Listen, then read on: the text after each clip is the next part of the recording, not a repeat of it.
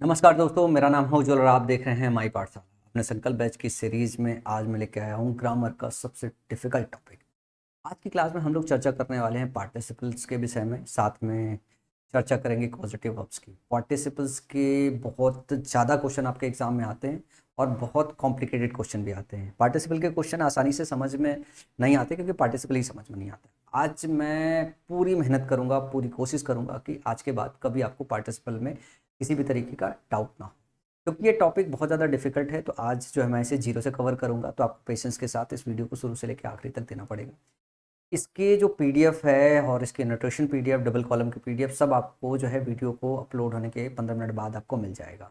तो जिन बच्चों को पार्टिसिपल की जानकारी है, अगर वो सीट से प्रैक्टिस करना चाहे तो सीधे प्रैक्टिस कर ले, लेकिन मेरा सुझाव सभी बच्चों को है इस वीडियो को शुरू से लेकर आखिरी तक देखिए ताकि आपको पार्टिसिपल अच्छे से समझ में आ जाए। एक बार पार्टिसिपल आपको अच्छे से समझ में आ जाएगा मतलब ग्रामर पे बहुत बड़ी जीत हो जाएगी, क्योंकि ये मुझे तो कभी समझ में नहीं आया था। मुझे अब जाके समझ में आया आपको पढ़ाते पढ़ाते, क्योंकि बहुत रिसर्च किया है कि पार्टिसिपल क्या होता है, कैसे यूज है, इसका पैटर्न डिकोड करते हुए बहुत कुछ समझ में आया है। और आज की क्लास पढ़ाने से पहले भी बहुत कुछ सीख के आया हूँ जो आज की क्लास में आपको सिखाऊंगा। जो बच्चे नए हैं मैं उनको बता दूं, ये जो हमारा संकल्प बैच है इसकी शुरुआत 12 जून को हुई थी। 31 जुलाई तक ये बैच क्लोज हो जाएगा। अब तक हम लोगों ने नाउन कवर कर लिया है, प्रोनाउन कवर कर लिया, एग्जेक्टिव कवर कर लिया, आर्टिकल कवर कर लिया, वर्ब बेसिक कवर कर लिया। आज वर्ब एडवांस कवर हो जाएगा। साथ में फॉर एग्जाम्पल 2 क्लास कवर कर लिया, एक्टिव पैसिव वॉइस पूरा कवर कर लिया, प्रीपोजिशन की 1 क्लास कवर कर लिया मैंने। तो ये मैं 2004 से 2024 तक पूरा पैटर्न डिकोड करके पढ़ा रहा हूँ। अपने आप में बहुत जो है क्वालिटी लेक्चर्स है। अगर इनको सही तरीके से आप इस्तेमाल करोगे, आपको कभी कहीं और जाके पढ़ने की ज़रूरत नहीं पड़ेगी। इसमें 2 चीज़ मिसिंग है। एक है बहुत एक्सटेंसिव मिसलेनियस प्रैक्टिस और दूसरी चीज़ है बहुत बड़ी बेसिक। मतलब जो कहते हैं ना कि जब तक जीरो नहीं मिलता है तब तक सब कुछ आगे नहीं बिल्ड होता है। तो जीरो अगर आपकी मिसिंग है तो ज़रूरी है जो है कि आप फाउंडेशन बैच में जीरो को सही से ढूंढें। लेकिन क्योंकि अगर आप 2025 की तैयारी कर रहे हैं तो ये वो समय नहीं है जब आप जीरो ढूंढे। जीरो ढूंढने का मतलब होता है 6 8 10 महीने पहले से प्रिपरेशन करना। तो जो बच्चे 6 8 10 महीने मतलब 2026 27 की तैयारी कर रहे हैं उनके लिए, और मेंस में मेरे साथ आगे कंटिन्यू करने के लिए, दोनों बच्चों के लिए मैंने बैच ज्वाइन किया है। उज्ज्वल 135 बैच ज्वाइन किया है, जिसकी फीस जो है 499 रहने वाली है। गलती से भी आज फीस बढ़ी नहीं है। ये क्लास खत्म होते पढ़ाने के बाद जो है मैं फीस इसको वापस वो 499 पे लगा दूंगा। तो जो बच्चे जो है इनरोल करना चाहे वो अभी भी 200 फीस रुपए की फीस में इनरोल कर सकते हैं। ये ऐप पे जाके इनरोल नहीं कर सकते हैं, आपको सीधे सीधे जो है वीडियो के डिस्क्रिप्शन में कमेंट्स में जाके लिंक इस्तेमाल करके आपको पेमेंट करना पड़ेगा। पेमेंट करने के बाद आप इस पर मेरे को मैसेज कर दीजिएगा पेमेंट स्क्रीनशॉट के साथ। मैं आपको ग्रुप में ऐड कर दूंगा। इसका अच्छे से ग्रुप बन गया है। उज्ज्वल निर्माणा बैच को 1 तारीख को स्टार्ट होना था, लेकिन संकल्प बैच की वजह से थोड़ा सा इसमें डिले हुआ है। क्लास अभी तक स्टार्ट नहीं हुई है। और आज जो मैं अभी क्लास ले रहा हूँ ये टाइम हो रही है 3:17, मतलब आपको ये वीडियो मिलते मिलते 5 साढ़े 5 बज जाएगा। तो आज भी शायद ये क्लास मैं ना ले पाऊँ। कल मैं इस क्लास को स्टार्ट करूँगा। एक्चुअली वर्ब एडवांस में थोड़ा ज़्यादा मेहनत करना पड़ गया क्योंकि इसका पैटर्न डिकोड करना, थोड़ा R&D और करनी पड़ गई, तो थोड़ा सा समय लग गया। तो मैं माफ़ी चाहूँगा निर्माण बैच के बच्चों से। जो है आप जो है अब इसमें जो है 899 में अभी इनरोल कर सकते हैं, और 899 के बाद जब से ही बैच स्टार्ट कर दूंगा अब 1299 में इस बैच में इनरोल कर पाएंगे। जो संकल्प बैच चल रही है उसकी पीडीएफ के लिए जो टेलीग्राम चैनल है उनके लिंक आपको नीचे डिस्क्रिप्शन बॉक्स में दिए गए हैं। संकल्प बैच जो मैं आपको पढ़ा रहा हूँ इसकी गुरु दक्षिणा जो है सिर्फ आपके एक लाइक का बटन और नीचे कमेंट सेक्शन में थैंक यू है। तो जो बच्चे संकल्प बैच के माध्यम से अपनी प्रिपरेशन कर रहे हैं वो कम से कम अपनी गुरु दक्षिणा जरूर देते हुए जाएं। और कई बार ये सवाल मेरे पास आता है कि सर संकल्प बैच किन किन बच्चों को फॉलो करना चाहिए। देखो बच्चा, अगर आपकी बेसिक्स थोड़ी ठीक है तो संकल्प बैच उन सभी बच्चों को फॉलो करना चाहिए जो सीजीएल की, सीएचएसएल की, सीपीओ की, एमटीएस की, स्टेनो की तैयारी कर रहे हैं। समझ में आया? मतलब इससे स्पेशल कोई बैच नहीं हो सकता। ये बैच इस तरीके से मैं प्रिपेयर ही कर रहा हूँ कि आने वाले समय में ये बैच सही से जाना जाएगा। जैसे अनुभव सर से मैंने एक बार बोला था सर 50 क्लासेस में रीजनिंग अच्छे से पढ़ा दीजिएगा, बच्चे आपको याद करेंगे एक दिन। तो उन्होंने वो 50 क्लास में अनुभव सर ने सारा सब कुछ पढ़ा दिया था। वो अगर आप चले जाओ तो इंस्टा के रील में वायरल हो रहा है। सारे सेलेक्टेड बच्चे सिर्फ एक ही बात बोलते हैं कि आप माई पाठशाला पर जाओ, यूट्यूब चैनल पे अनुभव सर ने जो है पूरा प्लेलिस्ट बना रखा है, उस प्लेलिस्ट को एक बार एक्सेस करो, आपको किसी का कोर्स खरीदने की जरूरत नहीं पड़ेगी। अनुभव सर के साथ एक प्रैक्टिस ही कर सकते हो, वे करा रहे हैं। तो इसी तरीके से बैच ऐसा कारगर रहने वाला है कि हर बच्चे को जब जरूरत होगी ग्रामर पढ़ने की, इस बैच से वो अपना पूरा प्रिपरेशन कर पाएगा। मतलब अगर आपको जीरो नहीं चाहिए और आपको एक्सटेंसिव प्रैक्टिस नहीं चाहिए तो आपको कोई बैच बाई करने की जरूरत नहीं है। समझ में आया? कई बच्चे बहुत गरीब होते हैं जिनके पास पैसे नहीं, जिनके पास पैसे हैं यार वो हमारे साथ जीरो भी सीखते हैं सकते हैं, जिनके पास पैसे वो हमारे साथ प्रैक्टिस बैच में भी जा सकते हैं। तो ये दोनों से वो प्रिपरेशन कर सकते हैं क्योंकि उसमें भी हम आपके साथ बहुत मदद करते हैं। तो चलो अब बात करते हैं, आज के टॉपिक पे आते हैं। अब हम बात करते हैं वर्ब एडवांस की। वर्ब एडवांस में देखो यार, चार ही चीज हमको पढ़नी थी। एक पढ़नी थी हमें इन्फिनिटी, दूसरा पढ़ना था जिरेंड, तीसरा है पार्टिसिपल्स और चौथा है कॉजेटिव वर्ब। पार्टिसिपल्स से तो आपके भर भर के क्वेश्चन आते हैं, लेकिन अगर मैं बात करूँ पॉजिटिव वर्ब से तो इक्का दुक्का क्वेश्चन आते हैं कभी नहीं आते, 2-3-4 साल में एक आध बार पूछ दिए जाते हैं। तो समय भी 10-15 मिनट ही पॉजिटिव वर्ब पे दूंगा। पूरा फोकस आज की क्लास में, तकरीबन 1-1.5 घंटे की क्लास होगी, पार्टिसिपल पे बना रहेगा। मेरी रिक्वेस्ट है सभी बच्चों से कि आप जिरेंड और इन्फिनिटी एक बार पढ़ लीजिए। जब जिरेंड इन्फिनिटी पढ़ के आएंगे तो आसानी से जो है पार्टिसिपल आप समझ पाएंगे। और ऐसा नहीं है कि मैं पढ़ाऊंगा, अगर जिरेंड इन्फिनिटी नहीं पढ़ा है तो पार्टिसिपल समझ में नहीं आएगा, पार्टिसिपल भी समझ में आएगा। लेकिन अच्छा तो यही होगा कि बच्चा लोग जो है, भाई लोग छोटे मेरे, आप ये कवर करके आओ, जिरेंड और इन्फिनिटी कवर करके आओगे तो इसमें थोड़ा और मजा आएगा। अगर आपको लास्ट क्लास जो बच्चे करके आए अगर उनको याद है तो मैंने बताया था कि जो वर्ब एडवांस है इसमें जो हम पढ़ते हैं वो ये पढ़ते हैं कि वर्ब वर्ब ना रह के जब वो नाउन की तरह काम करता है तो जिरेंड कहलाता है या फिर इन्फिनिटी कहलाता है। तो जिरेंड की जरूरत पड़ती है जब हमको एक्शन को इन प्रोसेस रखना होता है, जब एक्शन को इन प्रोसेस नहीं रखना होता है तो हम उसे इन्फिनिटी बोलते हैं। तो ये दोनों चीजें हमने देख लिया था कि ये हमारा सेमी वर्ब और सेमी नाउन है, सेमी वर्ब और सेमी नाउन है।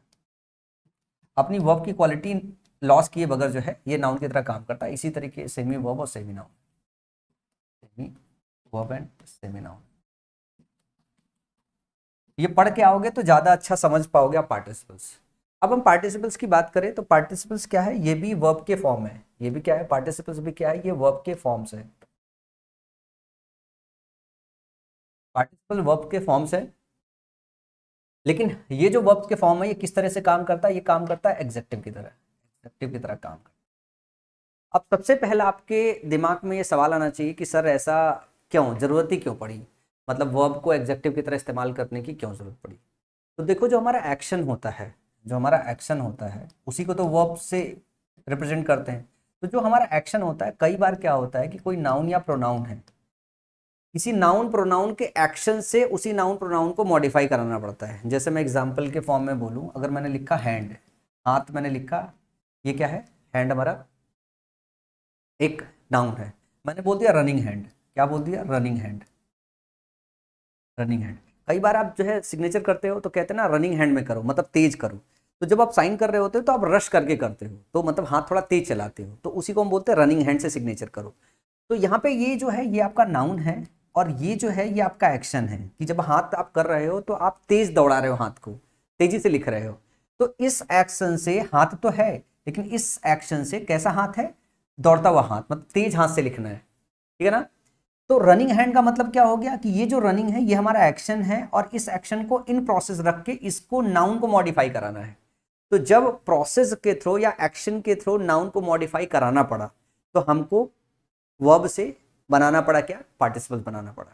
इसका नाम इसलिए पार्टिसिपल रखे, वर्ब से हमको एडजेक्टिव बनाना पड़ा और फिर क्योंकि ये वर्ब अलग तरीके से बिहेव कर रहा था तो इसको हमको अलग एक नॉमेनक्लेचर में डालना पड़ा, हमने इसको पार्टिसिपल कहा। तो जैसे हमने बोला रनिंग हैंड, इसी तरीके से मैं बोल सकता हूं आपको practised hand, practised hand, practised hand. Practised hand का क्या मतलब होता है, अनुभवी हाथ। अब यहाँ पे जरा ध्यान से देखो, जो अनुभव प्राप्त कर, जब हम बोलते हैं अनुभवी हाथ, इसका मतलब होता है कि अनुभव प्राप्त करने का काम खत्म हो चुका है, अनुभव प्राप्त कर लिया है। तो जब एक्शन कंप्लीट हो गया होता है या एक्शन पैसिव स्टेट में होता है, एक्टिव स्टेट में नहीं होता, रनिंग स्टेट में नहीं होता है, तो हम क्या काम करते हैं, हम V3 फॉर्म का इस्तेमाल करते हैं और इससे क्या बताते हैं, इससे हम नाउन को मॉडिफाई कराते हैं, मतलब नाउन के विषय में एडिशनल इंफॉर्मेशन पास कराते हैं। तो वर्ब से जब उसके मतलब कंटिन्यूअस फॉर्म का इस्तेमाल करके नाउन को मॉडिफाई कराया गया तो इस वाले फॉर्म को क्या बोला गया, पार्टिसिपल बोला गया, लेकिन इसको बोला गया प्रेजेंट पार्टिसिपल, प्रेजेंट पार्टिसिपल। जैसे हम बोलते हैं डिस्टेंस तो है, डिस्टेंस तो है, आपने सुना होगा ना, वॉकिंग डिस्टेंस है, वॉकिंग डिस्टेंस है, सुना है ना। तो ये जो डिस्टेंस है ये नाउन है, लेकिन डिस्टेंस को हम वॉकिंग डिस्टेंस बता रहे हैं, मतलब कम दूर है, टहल के जा सकते हो। तो टहलने का जो प्रोसेस है, जो वॉक करने का प्रोसेस है, इन प्रोसेस रख के बताने की कोशिश कर रहे हैं। ये जो है ये क्या है, ये प्रेजेंट पार्टिसिपल है, ये क्या है, ये प्रेजेंट पार्टिसिपल है, वर्ब की आईएनजी फॉर्म है, प्रेजेंट पार्टिसिपल है। इसी तरीके से जब हमको कोई जो काम है हमारा, जब वो कंप्लीट हो चुका होता है, तो आपको ये पता है जब एक्शन कंप्लीट हुआ चुका होता है तो उसे परफेक्ट अवस्था में रखते हैं, इसीलिए वर्ब की V3 फॉर्म का इस्तेमाल करते हैं, क्योंकि परफेक्ट टेंस में आपने देखा ना V3 का इस्तेमाल करते हैं। तो ये क्या होता है, ये होता है past participle, past participle, participle. तो जो आपके पार्टिसिपल होते हैं वो तीन टाइप के होते हैं, एक होता है आपका प्रेजेंट पार्टिसिपल, दूसरा होता है आपका पास्ट पार्टिसिपल। अब बात करते हैं तीसरे पार्टिसिपल की, तीसरा कौन सा होता है। कई बार क्या होता है, कई बार ऐसा होता है कि जो आपका डूअर या सब्जेक्ट है एक एक्शन कंप्लीट करने के बाद दूसरा एक्शन करता है। तो जब हमें ये बताना होता है कि एक एक्शन कंप्लीट कर चुका है फिर दूसरा एक्शन कर रहा है सेम सब्जेक्ट, तो जो पहला एक्शन कंप्लीट कर चुका होता है वो वाला जो एक्शन है वो उसी सब्जेक्ट की इंफॉर्मेशन होती है। पहला एक्शन कंप्लीट है, उसी सब्जेक्ट की इंफॉर्मेशन है जो सब्जेक्ट दूसरा एक्शन कर रहा है। तो यहां पे हम परफेक्ट पार्टिसिपल का इस्तेमाल करते हैं और उसका स्ट्रक्चर होता है having plus V3। Having plus V3। अगर मैं आपको बोलूं कि आपका डूअर सेम है, डूअर या इसको कह लो सब्जेक्ट, ये सब्जेक्ट जो है ये सब्जेक्ट सेम है, मैं मिड में लगता हूं ताकि आपको अच्छे से समझ में आए। एक डूअर है, ये आपका सब्जेक्ट है, ये इसके दो एक्शन है, इसका एक एक्शन है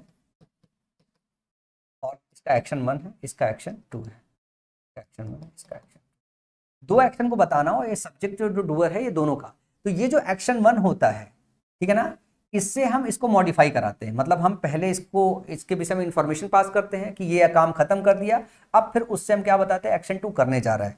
तो इसको क्या काम करते हैं, ये वाला जो एक्शन होता है इसको हम हैविंग प्लस V3 के साथ बनाते हैं, हैविंग प्लस V3 के साथ बनाते हैं और इसको जैसा बनाना वैसा बनाते हैं। और ये वाला जो सब्जेक्ट होता है या डूअर होता है ये दोनों के लिए क्या काम करता है, सब्जेक्ट का काम करता है। क्या करता है, दोनों के लिए सब्जेक्ट का काम करता है। जैसे एग्जाम्पल के फॉर्म में मैं आपको बताऊं, मैं एग्जाम्पल के फॉर्म में लिखूं having done my homework, done my homework, I went out for a walk. मैं अपना होमवर्क खत्म करने के बाद मैं बाहर टहलने गया। Having done my homework I went out for my walk, मैं बाहर टहलने के लिए गया। तो यहाँ पे ध्यान से देखो, ये जो आपका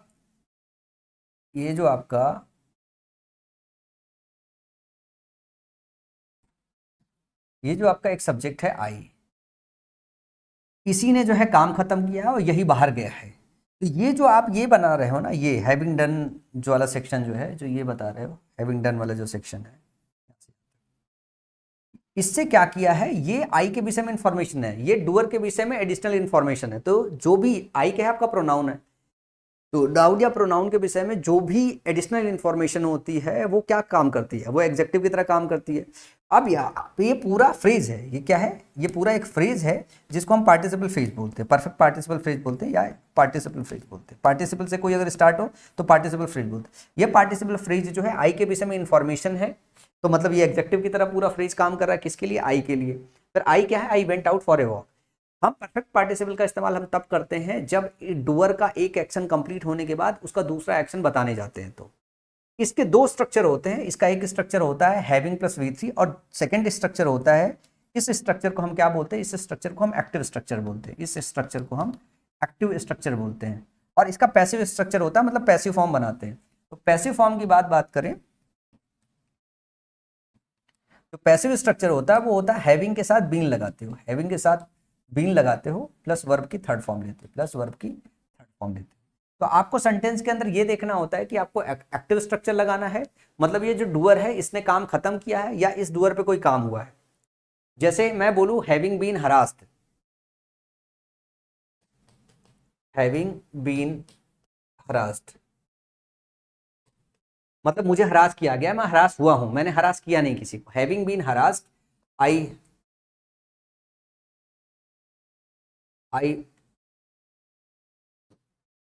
went to my village, I went to my village.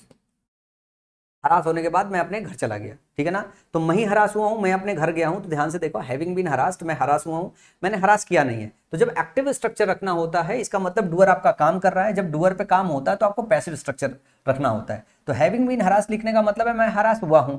और यहाँ पे जब मैंने बोला ना कि हैविंग डन माई होमवर्क, इसका मतलब मैंने काम किया है, यहाँ पे इस डूअर ने काम किया है, यहाँ पे इस डूअर के ऊपर काम किया है। तो एक्टिव स्ट्रक्चर हम तब इस्तेमाल करते हैं जब डूअर काम करता है, पैसिव स्ट्रक्चर हम तब इस्तेमाल करते हैं जब डूअर पे काम होता है। तो यहाँ पे डूअर पे काम हो रहा है, तो ध्यान रखो कि डूअर काम कर रहा है या डूअर पे काम हो रहा है, और उसके बाद दूसरा एक्शन हो रहा है। तो एक एक्शन के बाद अगर दूसरा एक्शन हो रहा है तो एक्शन एक्टिव में या पैसिव में, एक एक्शन के बाद डूअर का दूसरा अगर एक्शन होता है तो हम परफेक्ट पार्टिसिपल का इस्तेमाल करते हैं। ये जो स्ट्रक्चर होता है एक्टिव स्ट्रक्चर होता है, ये जो स्ट्रक्चर होता है पैसिव स्ट्रक्चर होता है।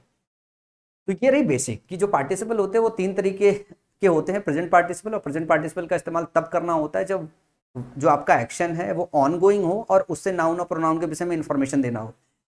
दूसरा है पास्ट पार्टिसिपल फॉर्म, जिसमें हम वर्ब की थर्ड फॉर्म का इस्तेमाल करते हैं जब हमें यह बताना हो कि जो एक्शन है वो पैसिव है या एक्शन कंप्लीट हो गया हो और उससे हम नाउन प्रोनाउन के विषय में इंफॉर्मेशन पास करना चाहते हैं।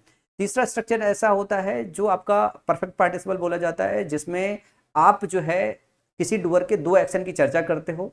एक्शन एक्टिव वॉइस में है तो हैव प्लस वी3 का इस्तेमाल करते हो, और अगर आपका पैसिव है, पैसिव स्ट्रक्चर है, अगर डूअर पे काम हुआ है तो आप have plus been plus V3 का इस्तेमाल करते हो, having plus been plus V3 का इस्तेमाल करते हो, ठीक है ना। तो हैविंग प्लस वी3 का इस्तेमाल करते हो एक्टिव स्ट्रक्चर में, having plus been plus V3 का इस्तेमाल करते हो पैसिव स्ट्रक्चर में। तो ये इसकी बेसिक्स है, ये इसका जीरो है, ये जीरो आपको जानकारी में होना चाहिए। अब बात करते हैं, आगे चलते हैं, यही तीन इंफॉर्मेशन है। इसके बाद चलते हैं अगले की जो क्वेश्चन है, क्वेश्चन के पैटर्न कैसे बनते हैं। तो सबसे पहला जो क्वेश्चन बनता है वो बनता है डैंगलिंग पार्टिसिपल का एक केस होता है। डैंगलिंग पार्टिसिपल का केस होता है। डैंगलिंग पार्टिसिपल का केस होने का मतलब है कि आप प्रेजेंट पार्टिसिपल का भी इस्तेमाल करते हो, आप परफेक्ट पार्टिसिपल का इस्तेमाल करते हो। तो आपको ये ध्यान रखना है, जब हम परफेक्ट पार्टिसिपल का इस्तेमाल करते हैं तो परफेक्ट पार्टिसिपल में डूअर आपका सेम रहता है, डूअर आपका सेम रहता है। तो जब दो एक्शन की चर्चा की जाए, जब दो एक्शन की चर्चा की जाए, ध्यान रखना, एक्शन 01 है, इसकी चर्चा की जाए सेंटेंस में, एक्शन 02 की चर्चा की जाए, एक्शन 02 की चर्चा की जाए सेंटेंस के अंदर, तो आपको क्या देखना है। परफेक्ट पार्टिसिपल में हमने देखा कि इस एक्शन 1 का, इस एक्शन 2 का जो डूअर है या सब्जेक्ट है, ये क्या है, ये सेम है, ये सेम है, ये सेम है। तो जब परफेक्ट पार्टिसिपल बनते हैं तो इसको हम क्या बोलते हैं, पार्टिसिपल फ्रेज, पार्टिसिपल फ्रेज। अब अगर ये परफेक्ट पार्टिसिपल से स्टार्ट है तो परफेक्ट पार्टिसिपल फ्रेज हो गया। अगर ये प्रेजेंट पार्टिसिपल से इस्तेमाल है तो इसको प्रेजेंट पार्टिसिपल मतलब पार्टिसिपल फ्रेज ही बोलते हैं। तो ये क्या होता है, ये परफेक्ट पार्टिसिपल में ऐसा होता है। कई बार एग्जाम में जो है क्या आता है, कई बार एग्जाम में ये सेम कंसेप्ट आता है, ये सेम कंसेप्ट आता है, सेम कंसेप्ट आता है। इस कंसेप्ट में क्या होता है, जो एक्शन 1 होता है, एक्शन 01 होता है और एक्शन 02 होता है, एक्शन 02 होता है, और सेंटेंस इस तरीके से रखा जाता है कि यहाँ पे एक डूअर या एक सब्जेक्ट मेंशन होता है, एक डूअर या एक सब्जेक्ट मेंशन होता है। लेकिन उसमें इसमें जो है ना, इस एक्शन का डूअर और इस एक्शन का डूअर अलग अलग होता है, इस एक्शन का डूअर अलग अलग होता है, और सेंटेंस के अंदर सिर्फ एक ही कॉमन डूअर दिया रहता है। पर ये डूअर ना इसका डूअर नहीं होता है, ये डूअर सिर्फ इसका डूअर होता है। तो ऐसे केस में जो ये वाला सेक्शन होता है, जो एक्शन 1 है, ये पार्टिसिपल से स्टार्ट होता है, प्रेजेंट पार्टिसिपल से स्टार्ट होता है। तो आपको ये ध्यान रखना होता है, चेक करना होता है कि ये वाला जो एक्शन किया गया है, इसका डूअर सही से इसके साथ कनेक्टेड है कि नहीं। अगर इसका डूअर इसके साथ सही से कनेक्टेड नहीं है, इसका मतलब है ये डैंगलिंग पार्टिसिपल का केस है। जब पार्टिसिपल फ्रेज अपने सही सब्जेक्ट के साथ ना कनेक्टेड हो तो उसको क्या बोलते हैं, उसको बोलते हैं डैंगलिंग पार्टिसिपल का केस। अटका हुआ सब्जेक्ट, अटका हुआ पार्टिसिपल बोल सकते हो। तो डैंगलिंग पार्टिसिपल का मतलब ये हो गया कि जो आपका पार्टिसिपल फ्रेज है वो अपने सही सब्जेक्ट के साथ कनेक्टेड नहीं है। अब इस बात को एग्जांपल के माध्यम से समझो, ये तो अलग तरीके से समझाया। अब जैसे क्वेश्चन नंबर 1 दिया हुआ है, जो एसएससी सीजीएल में आया था, लिखा हुआ वॉकिंग अक्रॉस द रोड, ए बस ऑलमोस्ट हिट हिम। तो एक एक्शन यहाँ पे जरा ध्यान से देखो, पहला एक्शन जो 01 है वो क्या है, वॉकिंग अक्रॉस द रोड। कहाँ करना है, रोड को क्रॉस करना है। ये कह रहा है कि रोड क्रॉस करते हुए, तो एक एक्शन तो हो रहा है, एक एक्शन तो हो रहा है, लेकिन वो क्या है, वॉकिंग अक्रॉस द रोड ए बस ऑलमोस्ट हिट हिम। तो वॉकिंग अक्रॉस द रोड जब हम बोल रहे हैं तो ये वॉकिंग क्या है, यहाँ पे पार्टिसिपल है, पार्टिसिपल है, और ये पूरा क्या है, पार्टिसिपल फ्रेज है। लेकिन इसमें एक्शन छुपा है ना, वॉकिंग, रोड को क्रॉस करते हुए। क्या बोल रहे हैं, रोड को क्रॉस करते हुए। ए बस ऑलमोस्ट हिट हिम। अब यहाँ पे हिट होने की बात हो रही है, लड़ने की बात हो रही है। तो एक्शन जो दूसरा है, ये लड़ने का काम यहाँ हो रहा है, एक्शन 02 हो रहा है, 02 हो रहा है। जब आप वर्ब को पार्टिसिपल की तरह या वर्ड को जिरंड या नाउन की तरह इस्तेमाल करते हो तो वर्ब की क्वालिटी तो उससे के अंदर जाती नहीं है, वो एक्शन वाली क्वालिटी तो बची रह जाती है। तो एक है रोड को क्रॉस करने का, दूसरा है जो है रोड पे लड़ने का। अब यहाँ पे देखो सब्जेक्ट एक ही मिसिंग है, ठीक है ना, सॉरी सब्जेक्ट एक ही दिया हुआ है, ए बस। सब्जेक्ट क्या दिया हुआ है, ए बस। अगर इसका सब्जेक्ट नहीं दिया हुआ है तो हम हमेशा मान लेते हैं कि ये वाला जो सब्जेक्ट है, ये वाला जो सब्जेक्ट है, यही इसका सब्जेक्ट भी होगा। तो आप इसको उठा के यहाँ पे रख दो कि बस क्रॉस कर रहा था, बस ने हिट कर दिया। क्या मीनिंग सही निकलेगी, क्या सब्जेक्ट सही से कनेक्ट हो पाएगा। तो सब्जेक्ट इस पार्टिसिपल फ्रेज से सही से कनेक्ट नहीं हो पा रहा है, ये मतलब डैंगलिंग पार्टिसिपल का केस है। डैंगलिंग पार्टिसिपल का केस होता है जब सब्जेक्ट अपने पार्टिसिपल फ्रेज से सही से ना कनेक्ट हो। ये वाला जो इन्फॉर्मेशन होती है एक्चुअली ये इस सब्जेक्ट के विषय में इन्फॉर्मेशन होती है। कब? जब हम परफेक्ट पार्टिसिपल का इस्तेमाल करते हैं, जो मैंने आपको बताया कि after having been done my work I just went out for a walk. तो वहां पे क्या होता है कि एक ही आपका डुअर होता है जो दोनों एक्शन कर रहा होता है। यहाँ दोनों एक्शन दो अलग अलग लोग कर रहे हैं। हिट करने का काम बस कर रही है और हिट होने का काम, जो रोड क्रॉस करने का काम हो रहा है, जो रोड क्रॉस करने का काम हो रहा है, वो कोई पर्सन कर रहा होगा। तो ये सेंटेंस को वापस करेक्ट करना पड़ता है, इसके सब्जेक्ट को मेंशन करना पड़ता है। तो इसको कैसे मेंशन कर सकते हो? इसको ऐसे मेंशन कर सकते हो, इसको ये कह सकते हो वाइल, ठीक है ना, आई वॉज, क्योंकि यहाँ पे ऑब्जेक्ट मिल लिया है, मतलब मुझे हिट किया गया तो मैं ही क्रॉस कर रहा था। While I was crossing the road, crossing the road, crossing the road, ठीक है ना। अब बस ऑलमोस्ट एक तो आप इसको ऐसे लिख सकते हो, दूसरा ये तरीके से लिख सकते हो, आप लिख सकते हो as I was crossing the road, as I was crossing the road,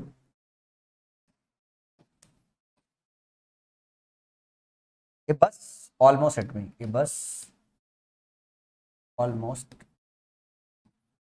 hit me, इसको ऐसे कर सकते हो। तो जब ये वाला सब्जेक्ट उठा के यहाँ पे रखने से अगर वो सब्जेक्ट फिट नहीं बैठ रहा हो इस फ्रेज के साथ, इस पार्टिसिपल फ्रेज के साथ, तो डैंगलिंग पार्टिसिपल का केस होता है। इस पे बेस आपके एग्जाम में तकरीबन 20 क्वेश्चन बनाए गए हैं और सबसे जो डिफिकल्ट क्वेश्चन था वो यही था। पर मैं उम्मीद कर रहा हूँ कि अब ये 8-10 क्वेश्चन सॉल्व करने के बाद इस तरीके का क्वेश्चन जब भी आपके सामने आएगा आप कहोगे अरे सर मजा आ गया क्वेश्चन करने में। अगला जरा ध्यान से देखो, आप लोग खुद इसको समझने की कोशिश करो, एक बार पॉज करके करो। Climbing up the hill the wind blue strongly, climbing up the hill the wind blue strongly. अब यहाँ पे एक एक्शन है आपका क्या है, क्लाइंब करना, दूसरा एक्शन है क्या है, ब्लू हो जाना, ठीक है ना।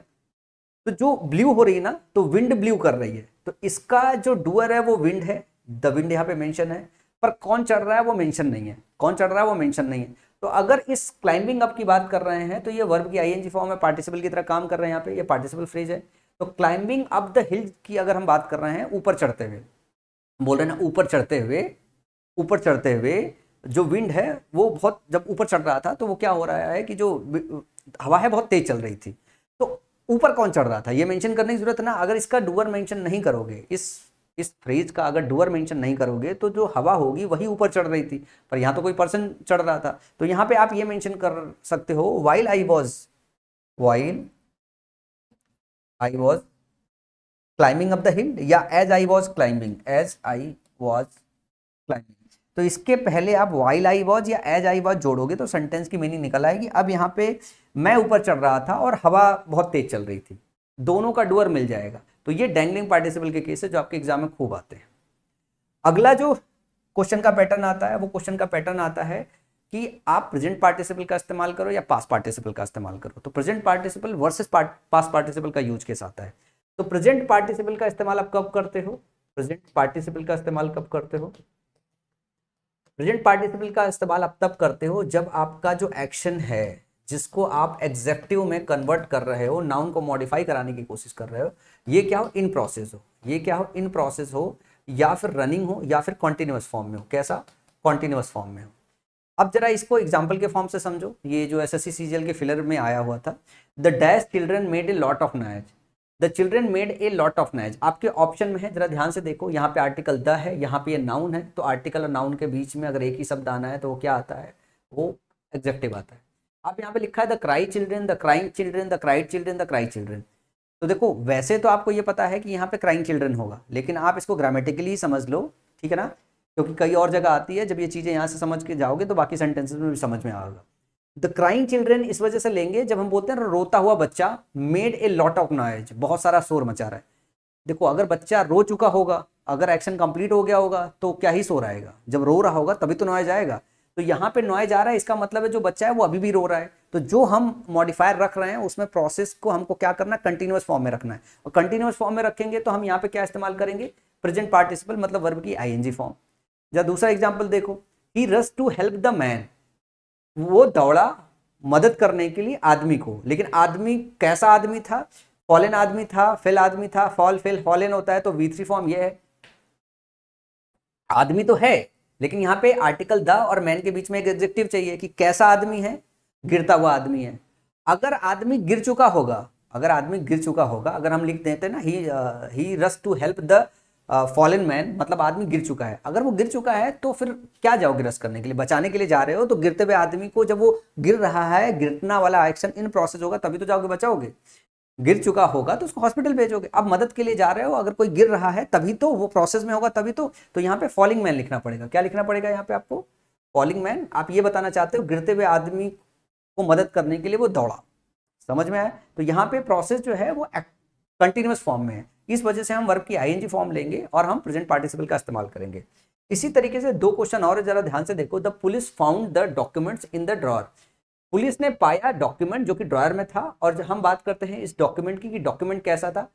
हाइड था, हाइडिंग था, हिडन था और हाइडेड था। हाइडेड होता नहीं है, हिडन होता है वर्ब की थर्ड फॉर्म, या हाइडिंग, या तो जेरेंड इस्तेमाल करोगे या पास्ट पार्टिसिपल। अगर हिंदी मीनिंग इसकी समझोगे, पुलिस ने पाया, तो छुपाया जा रहा हुआ डॉक्यूमेंट पाया या छुपाया हुआ डॉक्यूमेंट पाया? छुपाने का काम खत्म हो चुका था तभी तो उसने पाया। तो the police found the hidden documents in the dryer, क्योंकि पाया तो तभी ना जब वो ऑलरेडी छुपाया जा चुका था। अगर वो छुपा रहे तो क्या पा लेगा? फिर तो पकड़ेगा ना। तो the police found the hidden documents in the dryer, यहाँ पे क्या चाहिए? पास्ट पार्टिसिपल चाहिए, क्योंकि जो छुपाने का काम ऑलरेडी हो चुका था, तो एक्शन कंप्लीट था, इस वजह से यहाँ पे हिडन चाहिए। आपको क्या चाहिए? वर्ब की थर्ड फॉर्म हिडन डॉक्यूमेंट चाहिए। अगला है the dash tree block the road, कि फॉल, फॉलिंग, फेल और फॉलन। तो हम बात कर रहे हैं यहाँ पे फॉलन या फॉलिंग में कुछ इस्तेमाल करोगे। अभी हमने फॉलिंग मैन इस्तेमाल किया है क्योंकि गिरता हुआ आदमी था, तो आप यहाँ भी कह सकते हो the falling tree block the road. गिरता हुआ ट्री जो है रोड को ब्लॉक कर देगा। अब जैसे मैं आपके सामने एक ट्री बना देता हूँ, ठीक है ना, अब ये रोड बना देता हूँ। आप बताओ मेरे को कि इस पे अगर वो गिर रहा है, अगर इस पे ये गिर रहा है, अगर यूं ये ले लो, इस पे ये गिर रहा है, तो अब पहले झुकेगा झुकेगा तो कैसे ब्लॉक कर देगा?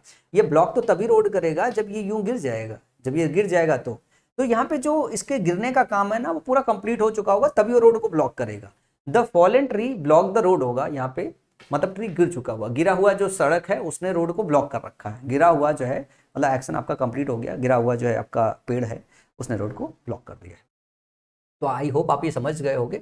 आपको थोड़ी मीनिंग निकालनी पड़ेगी कि आपको एक्शन को कंटिन्यूअस फॉर्म में जरूरत है या फिर एक्शन को कंप्लीट दिखाना है या पैसिव फॉर्म में दिखाना है, ठीक है ना। अगर एक्शन पैसिव एक्शन है तब आप V3 फॉर्म का इस्तेमाल करोगे, पास्ट पार्टिसिपल का।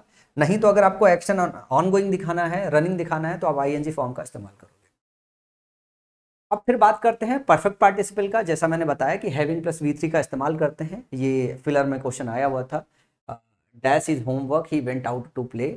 अपना होमवर्क कंप्लीट करने के बाद वो क्या क्या खेलने गया। अगर अपना होमवर्क कंप्लीट कर चुका है, वो खेलने गया, तो डूअर आपका एक है। इसी ने होमवर्क कंप्लीट किया है और यही खेलने गया है, तो इसमें आप क्या काम करोगे? हैविंग प्लस V3 का इस्तेमाल करोगे। अगर आपको डूअर का एक्शन कराना है, डूअर के द्वारा अगर एक्शन कराना है, तो आप क्या करोगे? हैविंग प्लस V3 का इस्तेमाल करोगे।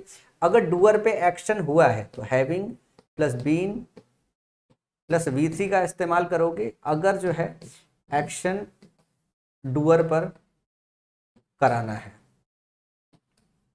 अगर एक्शन डूअर कर रहा है तो हैविंग प्लस V3 इस्तेमाल करोगे एक्टिव वाइज, और अगर डूअर पे एक्शन कराना है तो having plus been plus V3। तो यहाँ पे ध्यान से देखो कि हैविंग डन हिज होमवर्क, तो यहाँ पे काम कौन कर रहा है? डूअर कर रहा है, तो हैविंग डन का इस्तेमाल करोगे, क्योंकि 2 एक्शन की बात हो रही है। एक एक्शन यहाँ पे है करने का और दूसरा एक्शन है बाहर जाने का। दोनों यही डूअर कर रहा है और यहाँ पे करने की बात हो रही है। पहले उसने काम खत्म किया, फिर वो बाहर गया, तो यहाँ पे आपको हैविंग प्लस V3 का इस्तेमाल करना है। ऑप्शन डी करेक्ट होगा।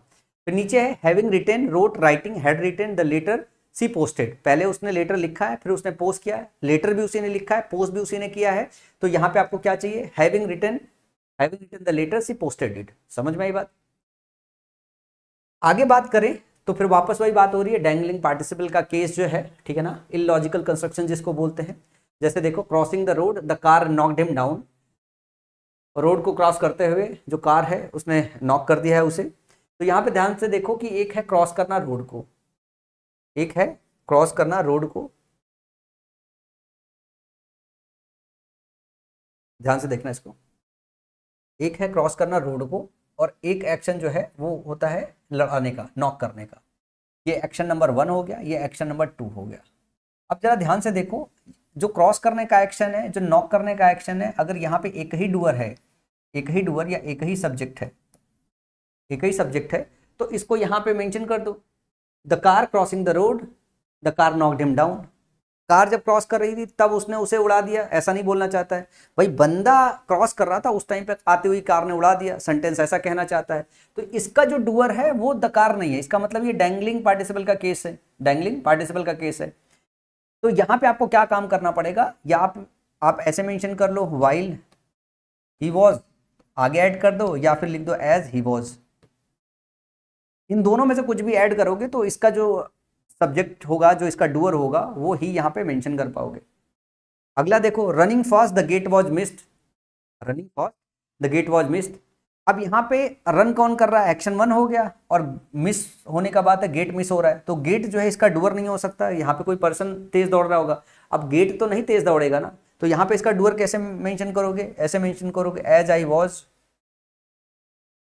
Was running fast the gate was miss, जैसा कि मैं तेज दौड़ रहा था, गेट मिस हो गया। समझ में आया? तो सबसे ज्यादा जो क्वेश्चन बनता है ये आपके डैंगलिंग पार्टिसिपल के केस बनते हैं। अगर प्रेजेंट पार्टिसिपल कहाँ इस्तेमाल होता है, पास्ट पार्टिसिपल कहाँ इस्तेमाल होता है, इसके ज्यादातर जो क्वेश्चन है वो अपन ने एग्जेक्टिव के चैप्टर में ही कवर कर लिया था। मैंने वहाँ पे बताया था कि जब आपका एक्शन ऑन गोइंग रखना है तो हम प्रेजेंट पार्टिसिपल का इस्तेमाल करेंगे, जब एक्शन कंप्लीटेड दिखाना है तो पास्ट पार्टिसिपल का इस्तेमाल करेंगे। उसके ज्यादातर क्वेश्चन एग्जेक्टिव, क्योंकि ये एग्जेक्टिव की तरह काम करता है तो एग्जेक्टिव के चैप्टर में ही कवर कर लिया है। यहाँ ज्यादातर फोकस अपना होगा कि अपन जो है डैंगलिंग पार्टिसिपल के जो केसेस है उनको अच्छी तरीके से समझे। तो चलो हम प्रीवियस ईयर के क्वेश्चन के साथ प्रैक्टिस करते हैं। सबसे पहला क्वेश्चन है, the hurrying crowds of people pass each other amazed him, ठीक है ना, 34 क्वेश्चन है। द हरिंग क्राउड्स की बात कर रहे हैं, जल्दी करता हुआ भीड़ जो है, of A people pass each other amazed him.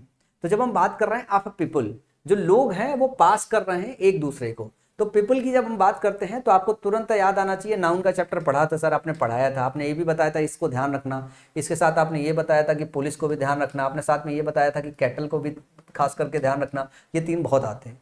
ये क्या है, ये है कलेक्टिव नाउन, और ये कैसे होते हैं, हमेशा प्लूरल, और ये हमेशा प्लूरल है, तो इनके साथ जो वर्ब होती है वो प्लूरल इस्तेमाल होती है। तो यहाँ वर्ब की बात नहीं हो रही, लेकिन ध्यान से देखो, फिर आप प्रोनाउन के चैप्टर में आ जाओ। प्रोनाउन के चैप्टर में अपन ने पढ़ा था क्या, प्रोनाउन के चैप्टर में अपन ने पढ़ा था कि जो ईच अदर होता है ये किसके लिए काम करता है, 2 के लिए काम करता है। वन अनदर क्या होता है, वन अनदर जो होता है ये काम करता है 2 से ज्यादा के लिए, ग्रेटर देन 2 के लिए। तो जब हम पीपल की बात करते हैं तो इन जनरल 2 लोगों के लिए पीपल का इस्तेमाल नहीं किया जाता है, बहुत बड़ी भीड़ के लिए पीपल का इस्तेमाल किया जाता है। तो एक तो यहाँ पे ईच अदर जो है वो गलत है, ईच अदर की जगह क्या होना चाहिए, वन अनदर होना चाहिए।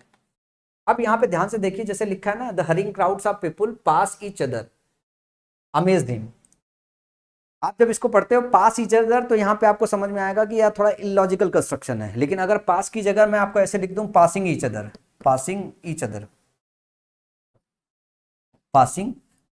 क्या, पासिंग वन अनदर, क्योंकि यहाँ पे पीपल के लिए इस्तेमाल किया जाता है, तो one another, passing one another. तो आपको ये समझ में आ जाएगा एक दूसरे को पास करते हुए। यहाँ पे जो पास है, जो लोग है ना वो एक दूसरे को पास कर रहे हैं, तो हमें एक पार्टिसिपल चाहिए था जो इस एक्शन को समझा सके कि लोग तो हैं, लेकिन लोग क्या है, एक दूसरे को पास करने वाले लोग हैं, लोग एक दूसरे को पास करने वाले लोग हैं जो अमेज कर रहे हैं। तो यहाँ पे पास की जगह क्या होना चाहिए, पासिंग होना चाहिए, क्योंकि आपको इस पास से क्या बनाना है, एग्जेक्टिव बनाना है, ताकि लोगों के विषय में हम इंफॉर्मेशन दे सके। लोगों के विषय में हम इंफॉर्मेशन दे रहे हैं, लोग कैसे हैं, एक दूसरे को पास करते हुए, एक दूसरे के पास करते हुए लोगों ने अमेज किया है। तो पास की जगह क्या होना चाहिए, पासिंग वन अनदर। और यहाँ पे एक्शन कंटिन्यूअस फॉर्म में रखना है कि एक दूसरे को पास करते हुए लोग हैं, तो हम यहाँ पे पास ईच अदर नहीं लिखेंगे, पासिंग ईच अदर लिखेंगे, और इससे सही मीनिंग भी आपको सही से समझ में आएगी। तो आई होप इस बात को समझ गए होंगे कि यहाँ पे पास की जगह पासिंग जो है वन अनदर लिखना है, क्योंकि पीपल है, पीपल के लिए जो है ईच अदर का इस्तेमाल नहीं करेंगे, वन अनदर का इस्तेमाल करेंगे। अगला है, I am going to have this certificate attest by the director, ठीक है ना, I am going to have this certificate attest by the director. तो I am going to have, मैं कराने जा रहा हूं, to have this certificate attested by the director, क्या कराने, सर्टिफिकेट को क्या कराने जा रहा हूं, अटेस्टेड कराने जा रहा हूं। और वैसे भी हैव के बाद अगर ध्यान से देखो, अगर वर्ब लेके आते हो तो V3 फॉर्म में होता है। तो to have attested, to have done something करते हैं, जब ये इस्तेमाल करते हैं टू हैव ना, तो इसके बाद जब वर्ब का इस्तेमाल करते हैं तो थर्ड फॉर्म में इस्तेमाल करते हैं। तो इसमें वर्ब की भी प्रॉपर्टीज होती है और आपके पार्टिसिपल की भी प्रॉपर्टी होती है, मतलब एग्जेक्टिव की भी प्रॉपर्टी होती है। तो यहाँ पे जब हम बात करते हैं टू हैव के साथ, तो आप यहाँ पे ये मत समझने की कोशिश करो कि ये वर्ब की तरह काम कर रहा है या फिर पार्टिसिपल की तरह काम कर रहा है। यहाँ पे आपको ये डेटा याद रखना पड़ता है, क्योंकि इस चीज को two plus have plus V3 form इस्तेमाल करते हैं। तो जब ये चीज याद रखोगे तो इस तरीके के क्वेश्चन आसानी से सॉल्व कर लोगे। अगला क्वेश्चन है, having deprived of their houses in the recent earthquake they had no other option but to take shelter in a school. अब ये क्वेश्चन जो 26 है इसको ध्यान से देखो, लिखा है having deprived of their houses in the recent earthquake they had no other option but to take shelter in a school।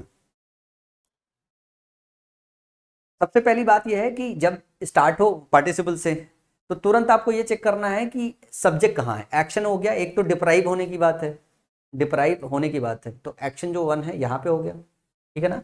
फिर लिखा है they had no other option but to take shelter, shelter लेने की बात है, ठीक है ना। शेल्टर ये एक्शन 2 है, या आगे की पूरी बात यहाँ पे रखी गई है। जो डूअर है वो है दे। तो ध्यान से सबसे पहले आपको ये समझना है कि जो ये वाला एक्शन है, जो डिप्राइव होने का काम है और जो शेल्टर लेने का काम है, क्या इसका डूअर दोनों सेम है? तो बिल्कुल सेम है। Having deprived of their houses in the recent earthquake, जो दे है उन्हीं को डिप्राइव हो रहा है, उनको क्या है, उनको हाउसेस से डिप्राइव कर दिया जा रहा है, वंचित कर दिया जा रहा है, और वही क्या काम कर रहे हैं, उनके पास कोई और शेल्टर नहीं है, ठीक है ना। टू टेक शेल्टर मतलब उनके पास कोई और ऑप्शन नहीं है स्कूल में शेल्टर लेने के अलावा। तो ये जो दे है इसका भी डूअर है और इसका भी डूअर है। इसका मतलब है डैंगलिंग पार्टिसिपल का कोई केस नहीं है, डैंगलिंग पार्टिसिपल का कोई केस नहीं है, जैसा कि इससे पहले के एग्जांपल देखे थे। यहाँ पे ग्रामर में एक इंपॉर्टेंट चीज है जो आपको समझना है। अब यहाँ पे एक वर्ब इस्तेमाल किया गया डिप्राइव। डिप्राइव, डिप्राइव की खास बात क्या होती है? डिप्राइव एक ट्रांजिटिव वर्ब है। क्या है? डिप्राइव एक ट्रांजिटिव वर्ब है, ट्रांजिटिव वर्ब है। ट्रांजिटिव वर्ब होने का मतलब है इसके बाद डायरेक्ट ऑब्जेक्ट होना चाहिए।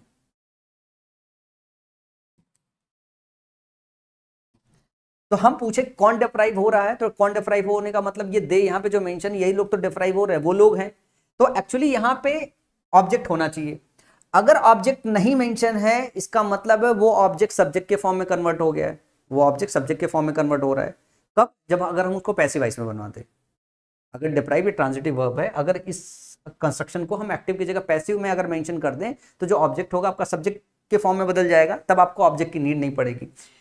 क्योंकि यहां पे ध्यान से देखो, जब हम हैविंग प्लस V3 इस्तेमाल करते हैं, हैविंग प्लस V3 इस्तेमाल करते हैं, तो ये क्या होता है? ये जो होता है आपका एक्टिव स्ट्रक्चर होता है। और अगर एक्टिव स्ट्रक्चर है और V3 में अगर डिप्राइव्ड आ गया है तो इसके बाद डायरेक्ट ऑब्जेक्ट आना चाहिए। अगर डायरेक्ट ऑब्जेक्ट नहीं है इसका मतलब है कि सेंटेंस को पैसिव में रखना है, सेंटेंस को पैसिव में रखना है। सेंटेंस को पैसिव में रखने का मतलब है यहाँ बीन मिसिंग है, तो आपको बीन यहाँ पे डालना पड़ेगा, having been deprived of their houses. अब अगर हिंदी मीनिंग के हिसाब से समझो तो डिप्राइव का मतलब होता है वंचित करना। तो जो लोग हैं, जो दे है, वो डिप्राइव हो रहे हैं या उन्हें डिप्राइव किया जा रहा है। तो सेंटेंस ऐसा करना चाह रहा है कि उन्हें डिप्राइव किया गया। डिप्राइव जब उन्हें किया गया, जब उन्हें वंचित किया गया, तो उनके पास कोई ऑप्शन नहीं था स्कूल में शेल्टर लेने के अलावा। तो यहाँ पे जो दे है डूअर, उनके ऊपर काम हुआ है, ना कि उन्होंने काम किया है।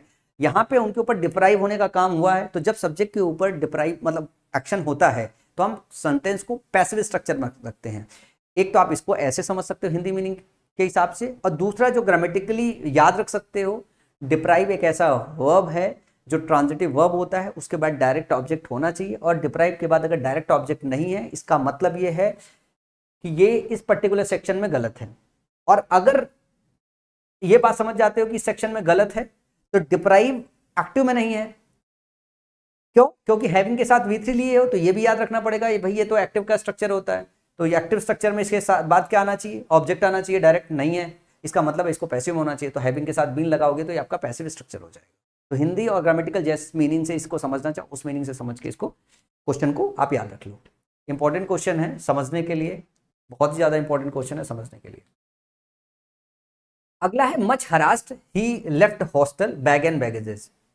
जब हम बात करते हैं much harassed he left hostel bag and baggages, तो इस सेंटेंस के स्ट्रक्चर को समझो। SSC CGL Tier 1 में आया था। मैं ये कहता हूं कि कौन हरास हुआ है, वही हरास हुआ है, उसी ने बैग और बैगेजेस के साथ छोड़ा है। तो जो ये डैंगलिंग पार्टिसिपल का केस है, जो डूअर है वो डूअर तो सही से वही हरास हुआ है और वही छोड़ा गया है। इसमें पता है गलती क्या है? इसमें गलती इस बात की है कि उसने हरास किया है या वो हरास हुआ है। यहां पे वो हरास हुआ है, ना कि उसने हरास किया है। जब वो हरास करेगा तो आप एक्टिव स्ट्रक्चर रखोगे, जब वो हरास होगा तो आप क्या काम करोगे? पैसिव स्ट्रक्चर रखोगे। तो यहां पे वो हरास होने के बावजूद, मतलब हरास होने के बाद जो है उसने हॉस्टल बैग और बैगेजेस के साथ छोड़ दिया। अपने पूरे सब बैग एंड बैगेजेस एक फ्रेज होता है जिसका मतलब होता है पूरे सामान के साथ छोड़ दिया। तो यहाँ पे वो हरास हुआ है, तो डूअर के ऊपर एक्शन हुआ है, तो जब डूअर के ऊपर एक्शन होता है तो सेंटेंस हम पैसिव में कंस्ट्रक्ट करते हैं। तो मच हरास नहीं, यहाँ पे लिखना पड़ेगा having been harassed, having been harassed he left hostel bag and baggages. और दूसरी बात, यहाँ पे सेंटेंस वैसे भी गलत था, आपको इसको वैसे भी करेक्ट करना था। अगर आपको एक्टिव पैसिव समझ में नहीं आता तो आपको ये बात समझ में आती कि उसने क्या है, छोड़ दिया है। तो एक डूअर दिया हुआ है जिसमें एक एक्शन इधर पे दिया हुआ है और यहाँ पे हरास होने का एक्शन नंबर 01 दिया हुआ है। तो जब एक एक्शन होने के बाद दूसरा एक्शन होता है तो आपको यहाँ पे परफेक्ट पार्टिसिपल इस्तेमाल करना होता, और यहाँ पे परफेक्ट पार्टिसिपल नहीं दिया हुआ है। तो कम से कम दिमाग में इतना तो चलना चाहिए था, having much harassed he left hostel bag and baggages, ठीक है ना। तो कम से कम आपको ये तो समझ में आना चाहिए था, having being much harassed he left hostel bag and baggages. कम से कम इतना तो आपको समझ में आना चाहिए था कि परफेक्ट पार्टिसिपल यहाँ पे इस्तेमाल होगा, अगर एक्टिव पैसिव समझ में नहीं आता तो। पर मैं मान रहा हूँ कि आज के बाद आपको ये भी हिंदी से मीनिंग निकालने भी आ जाना चाहिए कि भाई वो हरास हुआ या उसे हरास किया गया है। अगर वो हरास हुआ है तो पैसिव स्ट्रक्चर बनेगा, उसने हरास किया है तो एक्टिव स्ट्रक्चर। सब्जेक्ट जब काम करता है तो एक्टिव स्ट्रक्चर होता है, सब्जेक्ट पे जब काम होता है तो पैसिव स्ट्रक्चर होता है। एक्टिव पैसिव वाइज पढ़ा चुका हूं मैं आपको। चले फिर आगे चले अगले क्वेश्चन की तरफ। अगला क्वेश्चन है being very dark the visitors found it difficult to locate the switch. अब यहाँ पे ध्यान से देखो, बीइंग वेरी डार्क ये एक पार्टिसिपल फ्रेज है आपका, ठीक है ना। The visitors found it difficult to locate the switch. अब यहाँ पे द विजिटर्स आपका डूअर या सब्जेक्ट है, ये क्या है आपका डूअर या फिर ये सब्जेक्ट है। जरा ध्यान से देखिएगा, यहाँ पे फाउंड इट बात हो रही है, पाया उसको, यहाँ पे एक्शन दिया हुआ है दूसरा एक्शन, और यहाँ पे डार्क होने की बात है, बीइंग वेरी डार्क, बीइंग ये आपका पहला स्ट्रक्चर एक्शन हो गया कि डार्क था, अंधेरा था।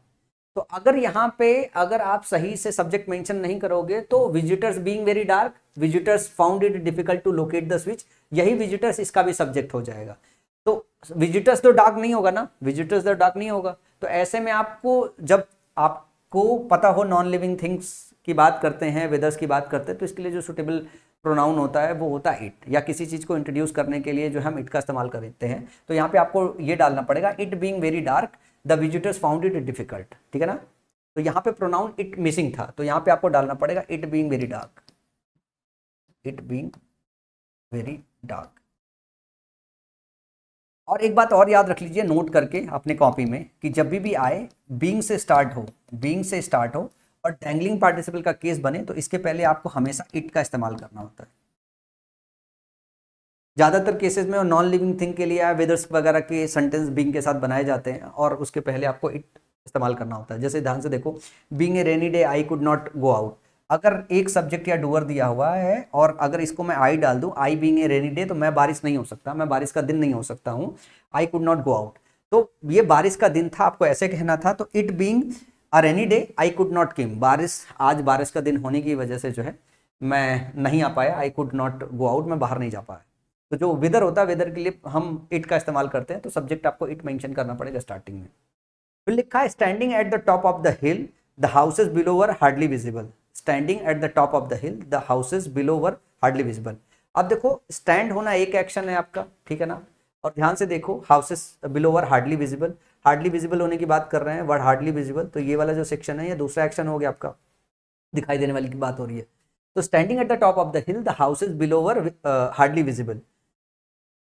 अगर मैं यहाँ पे इसका डूअर मेंशन नहीं करूंगा कि कौन जो है टॉप पे खड़ा था, तो ये वाला जो द हाउस है ना, यही टॉप पे खड़ा हो जाएगा। तो टॉप पे तो कोई पर्सन खड़ा था, तो आप क्या करोगे, यहाँ पे मेंशन करोगे। तो आप या तो ऐसे लिखो while I was, while I was, या एज आई वॉज लिखो, एज आई वॉज लिखो, I was standing at the top of the hill the houses below were hardly visible. अब जैसे क्या है कि वाइल आई वॉज या एज आई वॉज, इस वजह से मेंशन कर रहा हूँ क्योंकि सेंटेंस पास्ट में है, देख रहे हो ना, वर है इस्तेमाल, यहाँ पे पास्ट है, इस वजह से हम वाइल आई वॉज या एज आई वॉज मेंशन कर रहे हैं। समझ में आया। तो ये जब आप इसके आगे मेंशन करोगे तब सेंटेंस जाके करेक्ट हो पाएगा। अब देखो तो एसएससी सीएचएसएल में पूछा गया है, सीजीएल में पूछा गया है, एसएससी टैक्स असिस्टेंट में पूछा गया। तो ये सारे के सारे जो क्वेश्चन है प्रीवियस ईयर में जो पूछे गए हैं, डैंगलिंग पार्टिसिपल खूब भर भर के क्वेश्चन पूछे जाते हैं। मैं उम्मीद करता हूँ डैंगलिंग पार्टिसिपल का सारा क्वेश्चन आज के बाद आप सॉल्व कर पाओगे। आगे चलते हैं। A cup of coffee is an excellent compliment to smoked salmon तो यहाँ पे जब हम बात कर रहे हैं a cup of coffee is an excellent compliment, compliment अपने साथ प्रीपोजिशन टू लेता है, तो कॉम्प्लीमेंट टू समथिंग होता है, तो कॉम्प्लीमेंट टू सैलमन है और इसका एक एग्जेक्टिव है स्मोक्ड। तो यहाँ पे जब हम स्मोक्ड कहते हैं ना तो धुआं से भरा हुआ होता है, तो जब धुआं भर जाता है तब स्मोकिंग सैलमन का इस्तेमाल नहीं करते, अपने आप में ये सही है। और दूसरा चीज़ है कि जब भी आपको कॉम्प्लीमेंट देखने को मिले तो कॉम्प्लीमेंट देखने के साथ साथ आपको हमेशा ये चेक करना रहता है कि भाई या तो ये पूरक के मीनिंग में आएगा या तो प्रशंसा के मीनिंग में आएगा, प्रशंसा के मीनिंग में आएगा। जब प्रशंसा के मीनिंग में आएगा तो स्पेलिंग में आई आता है, जब पूरक के मीनिंग में आएगा स्पेलिंग में ही आता है। यहाँ पूरक के मीनिंग में आया है तो कॉम्प्लीमेंट ही अपने आप में सही है, इसमें कोई एरर नहीं है, इसमें कोई एरर नहीं है। जब नहीं एरर है, गलती से इसमें पड़ा हुआ है, प्रीवियस ईयर का कलेक्शन छाट नहीं पाया, कुछ क्वेश्चन आज में आ गए हैं जिसमें नो एरर है, तो वो क्वेश्चन डिस्कस करने लायक ही नहीं है क्योंकि उसमें कुछ एरर ही नहीं है, तो क्या ही डिस्कस करना है। लेकिन इसमें थोड़ा था कि आप कॉम्प्लीमेंट के इर्द गिर्द जो है चीज़ें देख लो, क्योंकि आपको सिखाया गया है कि कॉम्प्लीमेंट और कॉम्प्लीमेंट से क्वेश्चन बनते हैं। अगला क्वेश्चन है the girls watch intently as the model applied her makeup with a practised hand, ठीक है ना, विथ ए प्रैक्टिस्ड हैंड। और 15वें क्वेश्चन की बात करूं तो जरा ध्यान से देखो, जैसे हमने अभी एग्जांपल लिया था प्रैक्टिस्ड हैंड, हमने बोला था ना अनुभवी हाथ की बात जब करते हैं, प्रैक्टिस्ड हैंड जब लिखा था तो अगर आपने स्पेलिंग ध्यान से देखा होगा तो मैंने उसमें ये एस लिखा था और यहाँ पे सी लिखा हुआ है। तो जो प्रैक्टिस होता है ये नाउन होता है, नाउन का आप ईडी वर्जन नहीं बनाते हो, वर्ब होता है प्रैक्टिस, प्रैक्टिस, तो इसका ईडी वर्जन बनाओगे तो एस की स्पेलिंग में एस होगा, तो ये सी की जगह एस होना चाहिए। समझ में? बहुत प्यारा सा क्वेश्चन था, जो कि जो वर्ब का चैप्टर पढ़ाया है, जो वर्ब बेसिक पढ़ाया है, ये क्वेश्चन वहीं का है, ये वहीं का है। लेकिन यहाँ पे ये किस तरह काम कर रहा है, ये पार्टिसिपल पास्ट पार्टिसिपल की तरह काम कर रहा है, तो यहाँ पे भी कवर कर लिया गया है इस एक पैटर्न के क्वेश्चन को। मतलब आपको हर जगह देखने आना चाहिए, जो कीवर्ड से जो पढ़ा रहा हूँ वो आपको अच्छे से समझ में आना चाहिए कि हर जगह पहचानना है। अगला क्वेश्चन है hearing these strange noises, hearing these strange noise above the thought at once occurred to me that thieves had entered the house. तो क्वेश्चन नंबर 36 है, जिसका पार्टिसिपल से कोई लेना देना नहीं है यार मेरे हिसाब से, ठीक है। तो हियरिंग लिखा है ना, क्योंकि हियरिंग से स्टार्ट है, दीज स्ट्रेंज नॉइज लिखा हुआ है, तो ध्यान से देखो स्ट्रेंज नॉइज लिखा हुआ है, आपने पढ़ा होगा, मैंने पढ़ाया होगा, this that these those, these और दोज, ये डिमोन्स्ट्रेटिव एग्जेक्टिव होते हैं। जो दीज होता है ये प्लूरल होता है, प्लूरल होता है। जब इसके बाद नाउन लेते हैं तो नाउन कैसा लेना होता है, हमको प्लूरल लेना होता है, प्लूरल लेना होता है। तो यहाँ पे देखो दीज का तो इस्तेमाल किया है हमने, ठीक है ना, दीज का इस्तेमाल किया है, पर जो स्ट्रेंज नॉइज लिखा हुआ ना, ये क्या है, ये सिंगुलर है, और ये क्या है, ये प्लूरल है, तो अपने आप में गलत है। तो हियरिंग दीज स्ट्रेंज नॉइजेज होना चाहिए। और यहाँ पे जब एबव लिखते हैं तो इसको फ्रॉम एबव लिखते हैं, फ्रॉम एबव लिखते हैं, अदरवाइज मीनिंग पूरी प्रॉपर निकलेगी नहीं। तो hearing these strange noises from above the thought at once occurred to me that thieves had entered the house, ठीक है। सेंटेंस करेक्ट ये होगा, आपको नॉइज का नॉइजेज करना पड़ेगा और फ्रॉम एबव लगाना पड़ेगा। समझ में आया? वैसे इसका पार्टिसिपल से कोई लेना देना नहीं है। Get this book be published in time, ठीक है ना, get this book be published in time.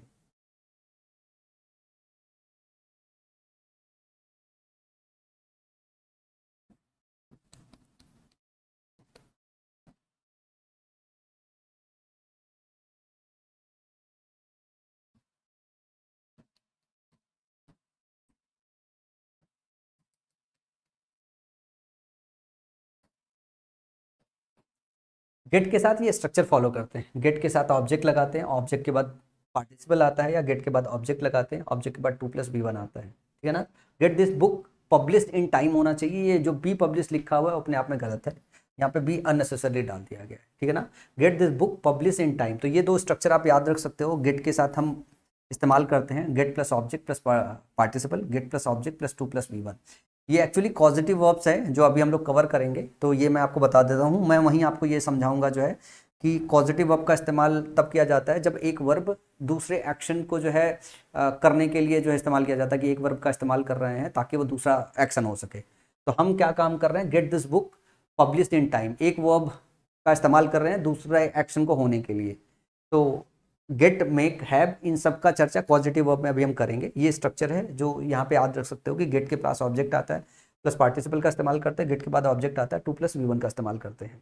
तो ये स्ट्रक्चर आपको हमेशा याद होना चाहिए, gate this book published in time होना चाहिए, ना कि बी पब्लिश्ड इन टाइम होना चाहिए। अगला, he has a large family to care for, ये प्रीपोजिशन का है, आ गया है, फ्रेज नहीं है, उसके पास है। जब हम टू केयर लिखते हैं ना तो टू केयर फॉर का मतलब होता है ख्याल रखने के लिए, तो करेक्ट फ्रेज होता है टू केयर फॉर। तो यहाँ पे बाद में जो फॉर प्रीपोजिशन है वो मिसिंग है। अगला है being a rainy day we did not go out, ये ऑलरेडी कर चुके हो और मुझे लगता है कि it being a rainy day I it being a rainy day we did not go out, ये सेंटेंस करेक्ट होगा, ठीक है ना।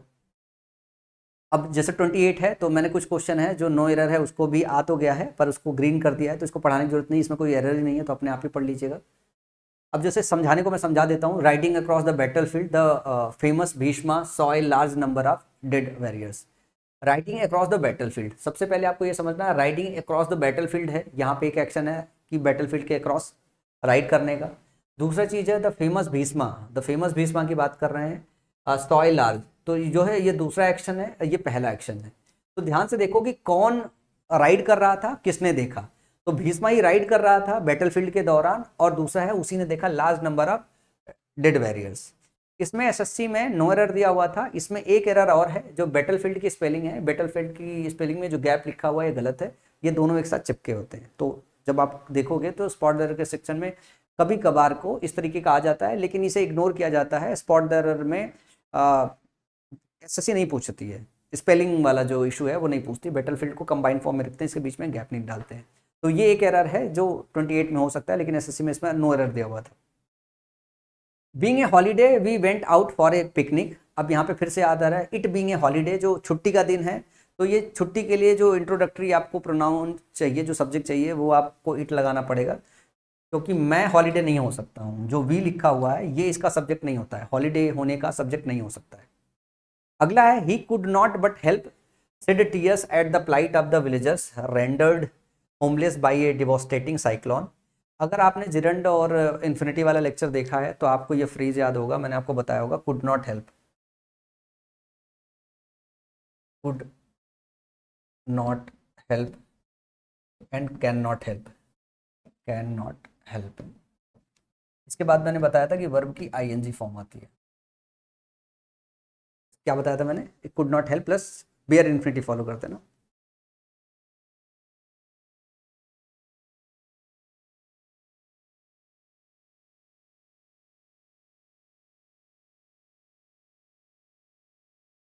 तो ये जो होता है ना, ये कुड नॉट होता है, कुड नॉट हेल्प होता है, इसके साथ कुड नॉट हेल्प और उसके बाद लगते हैं but.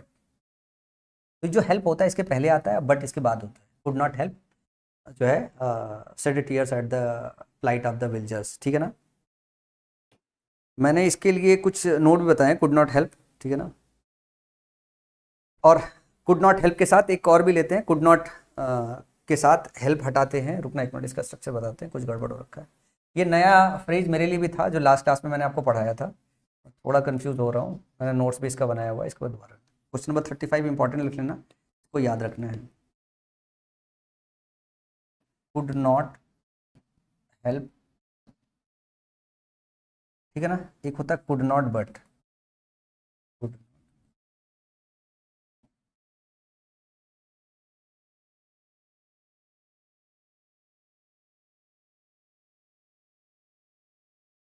Could not help but. तो ध्यान से देखना कि एक बार ऐसा होता है कि कुड नॉट हेल्प रहता है, ठीक है ना, ये कुड नॉट हेल्प, हाँ। एक ये आता है आपका कुड नॉट के साथ हेल्प आता है जिसमें बट नहीं होता है। इसके बाद जो आता है ये वर्ब की आईएनजी फॉर्म आती है, वेयर इन्फिनिटी नहीं आता, वर्ब की आईएनजी फॉर्म आती है। दूसरा होता है कुड नॉट हेल्प होता है, इसके बाद जब बट लगाते हैं इसके बाद वी1 फॉर्म के साथ हम आगे सेंटेंस का स्ट्रक्चर बनाते हैं। तो ये दो फ्रेज होते हैं जो आपके एग्जाम में आते हैं, इनमें से दोनों तरीके से आप इसको करेक्ट कर सकते हो, क्योंकि लिखा है कुड नॉट बट हेल्प होता है ना, तो कुड नॉट हेल्प पहले आना चाहिए, बट बाद में आना चाहिए, ठीक है ना। तो जब ये वाला स्ट्रक्चर फॉलो करोगे तो ये हेल्प इधर डालोगे, बट इधर डालोगे, तो सेंटेंस अपने आप में सही हो जाएगा। और जो कल के क्लास में हम लोगों ने सीखा था कुड नॉट हेल्प, इसके साथ हम वर्ब की आईएनजी फॉर्म ले रहे थे, तो इसको कैसे करेक्ट कर सकते हो, यहाँ पे मैं लिख देता हूँ कुड नॉट हेल्प बट, इसके बाद वी1 आएगा।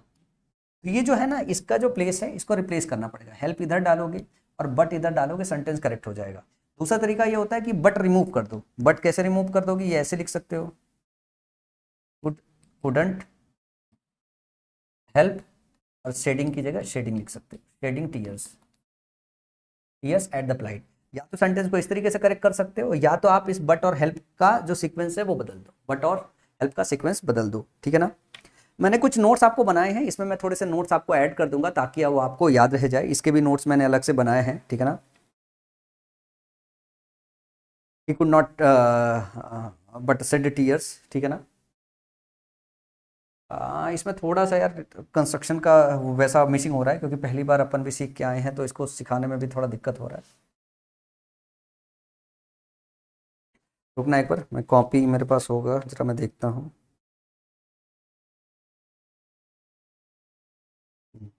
जो दूसरा वाला स्ट्रक्चर है उसमें थोड़ा गड़बड़ हो रहा है। कुड नॉट के साथ जब हम बट लगाते हैं ना तो हेल्प इस्तेमाल नहीं करते हैं। Could not, he could not but shed tears at the plight of the villagers, एक तो ये सही हो सकता है, समझ में आया। इसको जरा एक बार वापस से देखना। जब हम कुड नॉट के साथ बट इस्तेमाल करते हैं, कुड नॉट के साथ जब बट इस्तेमाल करते हैं, ये वाला स्ट्रक्चर इस्तेमाल करते हैं, तो इसके बाद सीधा क्या लेते हैं, सीधा वर्ब की फर्स्ट फॉर्म लेते हैं। तो यहाँ पे डबल वर्ब हो जाएगा जो मीनिंग नहीं कन्वे करेगा, तो यहाँ से हेल्प आपको हटाने की जरूरत है। एक तो ये तरीका हो सकता है सही करने का। दूसरा जो तरीका होगा वो ये होगा, he could not help, he could not help, और हेल्प के बाद बताएं, ठीक है ना, shedding tears yes at the plight of the villagers. ये वाला जो कंसेप्ट है ये हमने कब कवर किया था, ये मैं आपको कवर कर रहा था जब मैं जीरन पढ़ा रहा था, जब जीरन पढ़ा रहा था तब मैंने आपको कवर किया था। और ये मैंने आपको बताया था कुड नॉट हेल्प और कैन नॉट हेल्प अपने बाद वर्ब की आईएनजी फॉर्म लेता है, ठीक है ना। और दूसरा तरीका है कि कुड नॉट के बाद अगर आपको बट लगाना है तो ये जो वर्ब है इसको आप हटा दो, ये जो हेल्प लगा हुआ है ये अननेसेसरी है। He could not but shed tears at the plight of the villagers rendered homeless by a devastating cyclone, ये सेंटेंस करेक्ट हो जाएगा। तो ये ना आप अपने लिए इंपॉर्टेंट रख लो ताकि इसको याद करना पड़ेगा, ठीक है ना। इसको थोड़ा भूलोगे, एक बार पढ़ोगे तो भूल जाओगे, और थोड़ा समय दे दोगे तो और भूल जाओगे, अगर फोकस थोड़ा शिफ्ट हो जाएगा तो और भूल जाओगे। तो कुड नॉट हेल्प के साथ वर्ब की आईएनजी फॉर्म आती है और कुड नॉट बट के साथ V1 फॉर्म आता है। तो ये दोनों बातें याद रखना कि कुड नॉट बट के साथ V1 आता है, कुड नॉट हेल्प के साथ जो है वर्ब की आईएनजी फॉर्मेट आती है। तो क्वेश्चन नंबर 35 बहुत इंपॉर्टेंट है। अगला है 18वां और 37वां, ये दो बार क्वेश्चन रिपीट हुआ है, जरा ध्यान से देखिए। एक बार एसएससी स्टेनोग्राफर में आया है, एक बार एसएससी सीजीएल टीयर 1 एग्जाम में आया है, दोनों बिल्कुल सेम ही है। Several guest notice mister Sharma collapsing in his chair and gasping for breath, ठीक है ना। तो 37वां देखो, several guest notice mister Sharma falling back in his chair and gasping for breath. ना 18वें में कोई गलती है ना 37 में कोई गलती है। तो आपके स्पॉट दर्ज के सेक्शन में आता क्या है, आपके स्पॉट दर्ज के सेक्शन में आता है ना कि भाई एरर पहचानो। तो कई बार ऐसे सेंटेंस भी आते हैं जिसमें एरर ही नहीं होता है। तो 18वें और 37वें में किसी भी तरीके का एरर ही नहीं है। जैसे सेवरल गेस्ट नोटिस्ड, गेस्ट हम सेवरल गेस्ट बोलते हैं, नोटिस मिस्टर शर्मा, तो ये हमारा क्या है, वर्ब है। ये क्या है, वर्ब की मेन फॉर्म है। हम पास्ट इंडेफिनिट में ये सेंटेंस को बना रहे हैं। शर्मा को किस तरीके से कर रहे हैं, कोलैप्स करते हुए। क्या करते हुए, कोलैप्स करते हुए। तो शर्मा को देख रहे हैं, शर्मा के विषय में ये एडिशनल इन्फॉर्मेशन है और शर्मा को कोलैप्स करते हुए देख रहे हैं। तो मतलब एक्शन इन प्रोसेस है और मीनिंग भी सही से निकल रही है, कोलैप्स करते हुए दे रहे हैं। तो ये क्या हो गया आपका जेरंड। इन ही चेयर, अपने चेयर में, एंड गैस्पिंग फॉर ब्रीथ, और गैस्प कर रहे हैं, सांस लेने की कोशिश कर रहे हैं जो है। तो ये जो गैस्पिंग है ये भी वो इन प्रोसेस एक्शन है। तो ये भी जेरंड का इस्तेमाल है जो अपने आप में सही है, ठीक है ना। यहाँ पे अगर आप गलती से पार्टिसिपल रख के इसकी मीनिंग निकालने की देखोगे तो सेंटेंस पढ़ने में भी अटपटा लगेगा और इसमें कहीं एरर ढूंढते ढूंढते आपको एरर मिलेगा नहीं। तो मेरा मानना है कि स्पॉट द एरर के सेक्शन में जिन सेंटेंस में कोई एरर नहीं होता है उसको करेक्ट करना बड़ा मुश्किल काम होता है, क्योंकि हम किसी ना किसी ऑप्शन में कोई ना कोई एरर तो ढूंढ ही लेते हैं। तो जब आप ग्रामर पूरा पढ़ते हो, जो की पॉइंट्स है जो टीचर आपको समराइज करता है, अगर उनके इर्द गिर्द एरर आपको नहीं मिलता है तो मान लो ना सेंटेंस में एरर नहीं है। जब नहीं होगा तो कहां से मिलेगा। अगला है being a very cold I could not go out for a morning walk. तो it being a very cold I could not go out for a morning walk, यहाँ पे आपको डैंगलिंग पार्टिसिपल का केस है, यहाँ पे इट लगा दो। इतने क्वेश्चन करा दिए आपको कि मुझे लगता है कि अब ये आसानी से आपको याद रह जाएंगे। लिखा है my wife having finish her work, तो my wife having finish work नहीं होगा, हैविंग फिनिश्ड हर वर्क होगा। हैविंग के साथ हम क्या लेते हैं, V3 लेते हैं। तो या फिनिश की जगह क्या होना चाहिए, फिनिश्ड होना चाहिए, फिनिश्ड होना चाहिए। ये तो साफ साफ दिखाई दे रहा है ना। परफेक्ट पार्टिसिपल का इस्तेमाल करते हो तो हैविंग के साथ V3 का इस्तेमाल करते हो। Being occupied with work father had no time to see us. अब 47 इसी मामले में आपको कंफ्यूज किया गया। मैंने अभी आपको बताया जब भी बीइंग देखिएगा इट लगा दीजिएगा, लेकिन थोड़ी बुद्धि भी लगा दीजिएगा। अब जैसे ऑक्यूपाई होने की बात हो रही है, एक्शन नंबर 1 यहाँ पे है और had no time to see, had no time की बात कर रहे हैं यहाँ देखने की, तो ये दूसरा जो है एक्शन है यहाँ पे फादर का मेरे। तो देखो कौन ऑक्यूपाई है और कौन किसको समय नहीं मिल रहा है देखने के लिए, तो फादर ही ऑक्यूपाई है और फादर को ही समय देखने को नहीं मिल रहा है। अगर हम यहाँ पे नहीं डालते हैं सब्जेक्ट दूसरा, तो फादर ही इसका सब्जेक्ट बन जाएगा कि फादर ऑक्यूपाई है और फादर ही के पास ही समय नहीं है देखने का। मतलब ठीक है, यही सब्जेक्ट है, कौन ऑक्यूपाई है, फादर ही है और फादर को ही देखने का समय नहीं है, मतलब यहाँ पे एडिशनल सब्जेक्ट लगाने की जरूरत नहीं है। तो ये भी आपके एग्जाम में क्वेश्चन आया, इसमें क्या है, इसमें नो एरर है, क्या नो एरर। अगला है being a sunny day I decided to stay at home and take a nap. तो बीइंग ए सनी डे नहीं होना चाहिए, क्योंकि सनी डे होने का मतलब है कि धूप वाला दिन है। तो it being a sunny day I decided to stay at home and take a nap. Being in a of them he the young man followed their direction to a T। 51वां क्वेश्चन देखोगे तो ध्यान से देखोगे, young man जो है इस action का भी है और इस एक्शन का भी डूअर है, इस एक्शन का भी डूअर है, इस एक्शन का डूअर है, तो यह सेंटेंस अपने आप में करेक्ट है। तो ये वाला करेक्ट था, ये वाला करेक्ट था। तो एग्जाम हर तरीके से आपको टेस्ट कर लेता है। डैंगलिंग पार्टिसिपल एक अच्छा क्वेश्चन बनाता है और मैं उम्मीद करता हूँ डैंगलिंग पार्टिसिपल के सारे क्वेश्चन आप अच्छी तरीके से समझ गए होंगे। अगला क्वेश्चन है service providers can not stand in the way of a consumers access to content, it should have being provided. Should have been provided होता है, ना कि बीइंग प्रोवाइडेड होता है। शुड हैव के साथ थर्ड फॉर्म इस्तेमाल करते हो, शुड हैव बीन प्रोवाइडेड होता है, शुड हैव बीन, और ये पैसिव कंस्ट्रक्शन होता है ना, तो शुड हैव के साथ फिर बीन लगाते हो। शैल हैव शुड हैव के बाद जब पैसिव कंस्ट्रक्शन बनाते हो तो बीइंग नहीं लगाते हो, बीन लगाते हो। ये मैंने आपको एक्टिव पैसिव पढ़ाते वक्त जब एक्टिव पैसिव के क्वेश्चन आए थे तो उसमें भी बताया था कि शुड हैव के साथ हम इसको कैसे बदलते हैं, इसको जब पैसिव कंस्ट्रक्शन बोलते हैं तो इसके साथ बीइंग नहीं लगाते, और हैव अपने साथ बीइंग सिर्फ परफेक्ट पार्टिसिपल वाले केस में था, हैविंग बीन जब लगाते हैं तो हैव के साथ बीइंग का इस्तेमाल करते हैं, हैव के साथ बीन का इस्तेमाल नहीं करते, हैव के साथ वर्ब की थर्ड फॉर्म यूज होती है। तो यहाँ पे हैव आया है तो बीइंग नहीं होगा, बीन होना चाहिए। अगला क्वेश्चन है the vast majority of people are consuming suboptimal amounts of most micronutrients and most of the micronutrients concerning are very safe.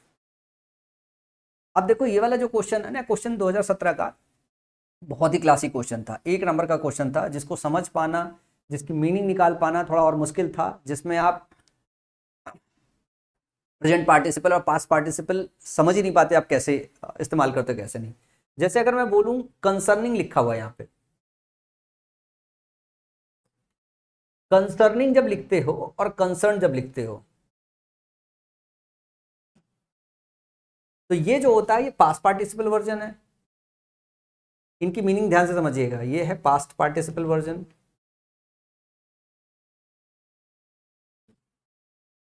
और ये आपका प्रेजेंट पार्टिसिपल वर्जन। जब कंसर्निंग और कंसर्न की बात करें तो कंसर्न का मतलब होता है रिलेटेड, कंसर्न का मतलब होता है रिलेटेड, ठीक है ना। जब कोई जानकारी पूछ रहा हो, किसी चीज से रिलेटेड हो, तो कंसर्न का इस्तेमाल करते हैं। कंसर्निंग बहुत इंपॉर्टेंट चीज है, ठीक है ना।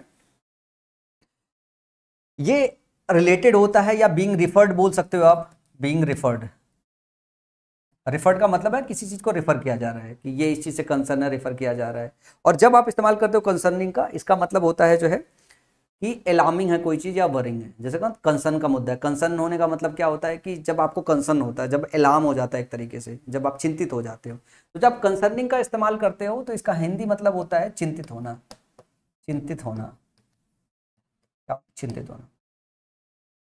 अब इस पूरे सेंटेंस की मीनिंग समझनी पड़ेगी, तब आप ये समझ पाओगे कि आपको कंसर्निंग इस्तेमाल करना है कंसर्न, क्योंकि इनकी मीनिंग अलग है बिल्कुल। कंसर्निंग का मतलब होता है चिंतित और कंसर्न होने का मतलब किसी चीज से रिलेट होना। यहाँ पे चिंता की बात नहीं हो, यहाँ पे किसी के साथ आप रिलेट कर रहे हो किसी चीज को। तो जैसे लिखा है the vast majority of people are consuming suboptimal amounts of most micronutrient. ज्यादातर जो लोग हैं, अधिकांशतः जो लोग हैं वो कंज्यूम कर रहे हैं सब ऑप्टिमल अमाउंट, मतलब ज्यादा अमाउंट, अधिकांश अमाउंट जो है वो कंज्यूम कर रहे हैं माइक्रोन्यूट्रिएंट्स की, and most of the nutrients, और उसमें जो ज्यादातर न्यूट्रिएंट्स है वो क्या है, वो रिलेटेड है, वो बहुत सेफ है। यहाँ पे कंसर्न है, जो माइक्रोन्यूट्रिएंट कंसर्न है, मतलब जो माइक्रोन्यूट्रिएंट वो खा रहे हैं वो उस माइक्रोन्यूट्रिएंट को रिलेट कर रहे हैं हम यहाँ पे, ध्यान समझना। The vast majority of people are consuming suboptimal amounts of most micronutrients and most of the micronutrient concern are very safe. तो जो माइक्रोन्यूट्रिएंट्स वो लोग खा रहे हैं वो रिलेटेड माइक्रोन्यूट्रिएंट्स सेफ हैं। क्या सेंटेंस कहना चाह रहा है? सेंटेंस ये कह रहा है बहुत सारे लोग ऐसे हैं जो सब ऑप्टिमल जो है माइक्रो न्यूट्रिएंट्स को खा रहे हैं, और ये जो सब माइक्रो न्यूट्रिएंट्स रिलेटेड सब ऑप्टिमल माइक्रो न्यूट्रिएंट्स है वो सेफ हैं। तो यहाँ पे हमें क्या बताना है? हमें ये बताना है ये जो माइक्रो न्यूट्रिएंट्स रिलेटेड हैं, जो सब ऑप्टिमल लेवल पे खाए जा रहे हैं, वो सेफ है। तो यहाँ पे चिंता का विषय नहीं बताना है, यहाँ पे बताना है ये जो माइक्रो न्यूट्रिएंट्स रिलेटेड हैं, जो लोग खा रहे हैं वो सेफ है। पहले बताया गया है कि लोग सब ऑप्टिमल माइक्रोन्यूट्रिएंट्स खा रहे हैं, फिर अगला हिस्सा ये बताया गया है कि जो वो खा रहे हैं, मतलब जो ये माइक्रोन्यूट्रिएंट कंज्यूम है, वो रिलेटेड माइक्रोन्यूट्रिएंट्स क्या है, वो सेफ है। तो यहाँ पे जो मीनिंग डालनी थी वो ये माइक्रोन्यूट्रिएंट को रिलेट करना था कि जो मेजॉरिटी आप लोग खा रहे हैं वही रिलेटेड माइक्रोन्यूट्रिएंट्स क्या है, वो बहुत ज्यादा सेफ है। तो यहाँ पे कंसर्निंग नहीं, कंसर्निंग का मतलब अलार्मिंग हो जाएगा, चिंतन का मसला हो जाएगा। तो ये क्वेश्चन 2017 मेंस का आया था, इसका मतलब क्वेश्चन काफी अच्छा है क्योंकि मीनिंग निकालनी पड़ती है और हिंदी भाषी बच्चों के सर के ऊपर से गुजर जाता। तो कंसर्निंग नहीं होना चाहिए, कंसर्न होना चाहिए। तो ये यहाँ पे गलत है, ईडी वाला वर्जन होना चाहिए मीनिंग के हिसाब से। इस तरीके का क्वेश्चन अगर आपके मेंस से छूट जाए, आपके प्री से छूट जाए, तो कोई बच्चा परेशान नहीं होगा, क्योंकि हिंदी भाषी बच्चे को ये क्वेश्चन में दिक्कत होगी। इस तरीके का क्वेश्चन सिर्फ तुक्के से सही किया जा सकता है। आप बहुत मेहनत करोगे, बहुत मेहनत करोगे, बहुत मेहनत, जैसे इसी सेम कंसेप्ट पे अगर दूसरा क्वेश्चन आ गया, आप पिक कर ले गए, आपने मेरी क्लास अटेंड की है या किसी टीचर की क्लास अटेंड की जिसमें टीचर ने आपको ये कंसेप्ट एक्सप्लेन कर दिया है, और ये पढ़ के आप गए हो और कोई नया एकदम अजूबा सा क्वेश्चन नहीं आ गया है, तो आप उस क्वेश्चन को नहीं कर सकते, मतलब उसको कर सकते हो जो आप पढ़ के गए। तो मैं आपको एक बात और बता दूं, ये क्या कहते हैं कि जो ज़्यादातर शिक्षक जो कवर करते हैं उसमें से एक या दो, जैसे 25 क्वेश्चन आता है उसमें किसी भी सेक्शन से एक या दो क्वेश्चन ऐसे आ सकता है, मतलब ऐसा विवादात्मक आ सकता है कि आप पूरा स्कोर ना कर पाओ। अगला क्वेश्चन है हमारा, our sole prayer should be to be blessing. जब हम टू बी का इस्तेमाल करते हैं तो टू बी आपका पैसिव कंस्ट्रक्शन होता है, और टू बी के बाद हम वर्ब की थर्ड फॉर्म का इस्तेमाल करते हैं। तो ब्लेसिंग नहीं होना चाहिए, टू बी ब्लेस्ड होना चाहिए, to be blessed with a spiritual awakening that is the real source of peace, bliss and contentment. अगला है, when one stops being optimistic, one believes that he she is worthless and stops hoping for a better future, it is only then that the moment of actual failure happened.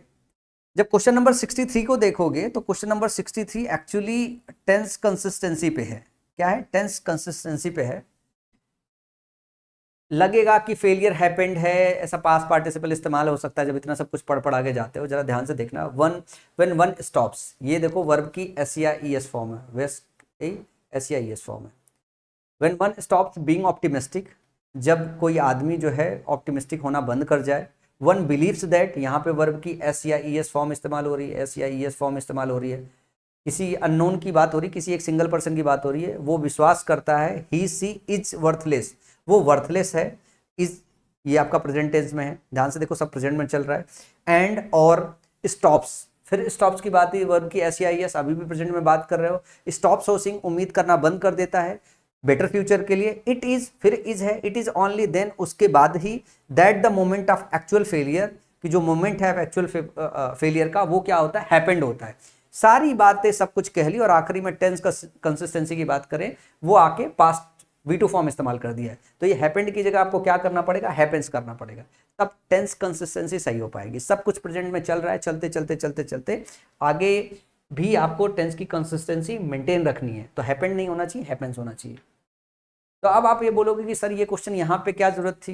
Actually मतलब आ गया है तो पढ़ाने का मन तो बन रहा था। पहले तो लगा मुझे क्लास के पहले मैं से हटा दूँ, फिर मुझे लगा कि नहीं मैं इसको आपको समझा दूँ, अभी टेंस पढ़ाने वाला हूँ तो वहाँ पे टेंस कंसिस्टेंसी आपको पढ़ाऊंगा ही पढ़ाऊंगा। बहुत सारे क्वेश्चन इस तरीके के आपको मिलेंगे वहाँ पे। अगली बात करूँ, अगला है, good role models in classrooms and in communities are the most important part of getting educate as the actions and decision of role models impact the behaviour of others. देखो 70 क्वेश्चन पढ़ोगे तो ध्यान से पढ़ना। Good role models in classrooms and in communities are the most important part of getting educated होता है। क्या होता है? Getting educated. जब आप गेटिंग लेते हो ना, गेटिंग अपने बाद वर्ब की थर्ड फॉर्म फॉलो करता है, ठीक है ना? गेटिंग डूइंग समथिंग होता है, गेट डूइंग समथिंग होता है, गेट डूइंग समथिंग होता है, गेटिंग के बाद वर्ब की थर्ड फॉर्म लेते हो, गेटिंग एजुकेटेड होगा यहाँ पे, गेटिंग एजुकेटेड होगा, वर्ब की थर्ड फॉर्म चाहिए यहाँ पे। अगला है, the reduction in the cost of education due to an increase in subsidies offered by, subsidies offer by नहीं, offered by, offered by, offered by. पूछो क्यों? देखो, अगर आप इसका सब्जेक्ट ढूंढोगे तो या रिडक्शन से रिलेट करोगे या फिर एन इंक्रीज से रिलेट करोगे, तो चाहे आप इसको सब्जेक्ट की तरह कंसिडर कर पाओ सेंटेंस पढ़ते हुए, इसको सब्जेक्ट की तरह कर पाओ, ये दोनों क्या है, सिंगुलर है। सिंगुलर हो तो ऑफर्स होना चाहिए, ठीक है ना। अगर ये ऑफर्स नहीं है तो दूसरी बात ये है कि पास्ट में होना चाहिए, पास्ट में तो V2 होना चाहिए, तो ऑफर्ड होना चाहिए। तो यहाँ पे क्या होना चाहिए, ऑफर्ड होना चाहिए, ठीक है ना।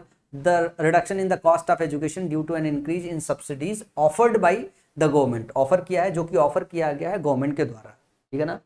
तो the reduction in the cost of education due to an increase in subsidies offered by the government.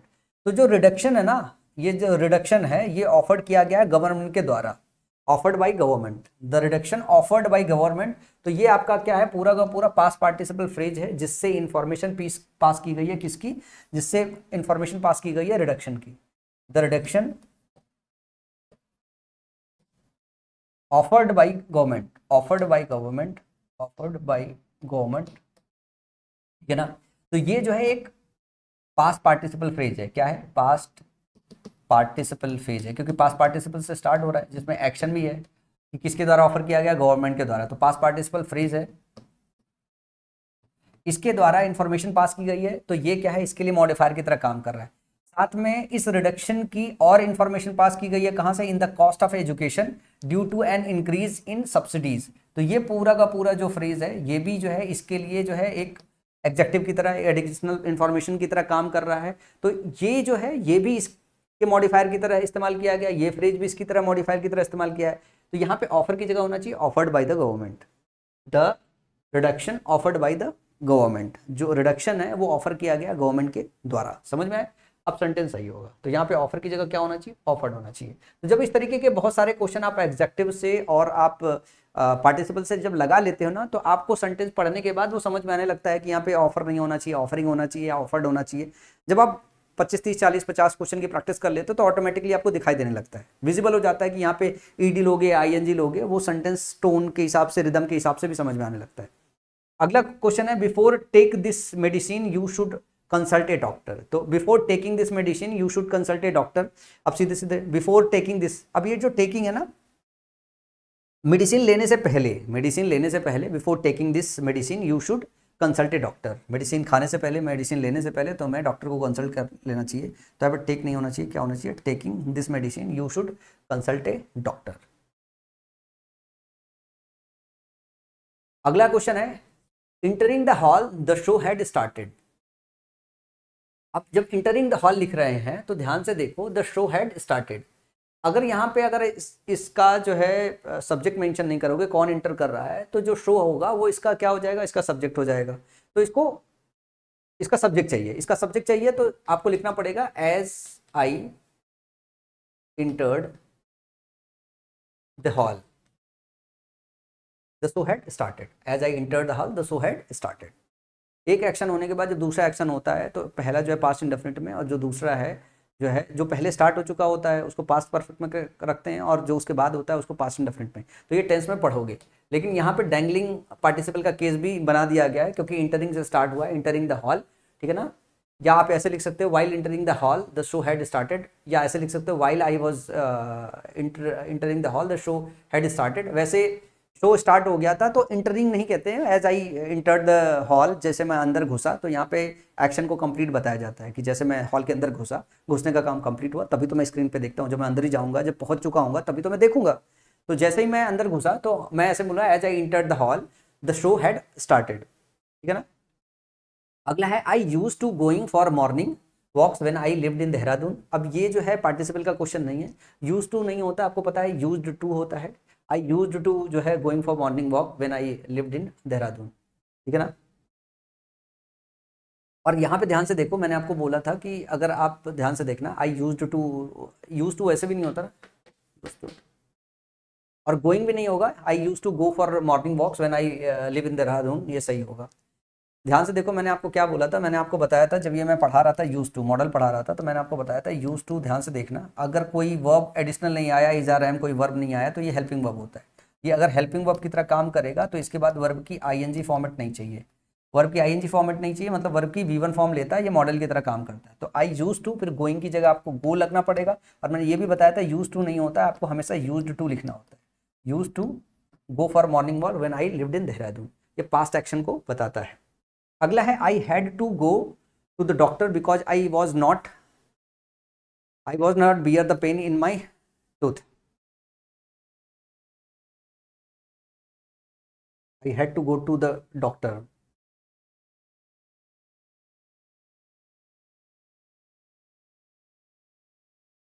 I had to go to the doctor अपने आप में सही है, because I was not bear the pen.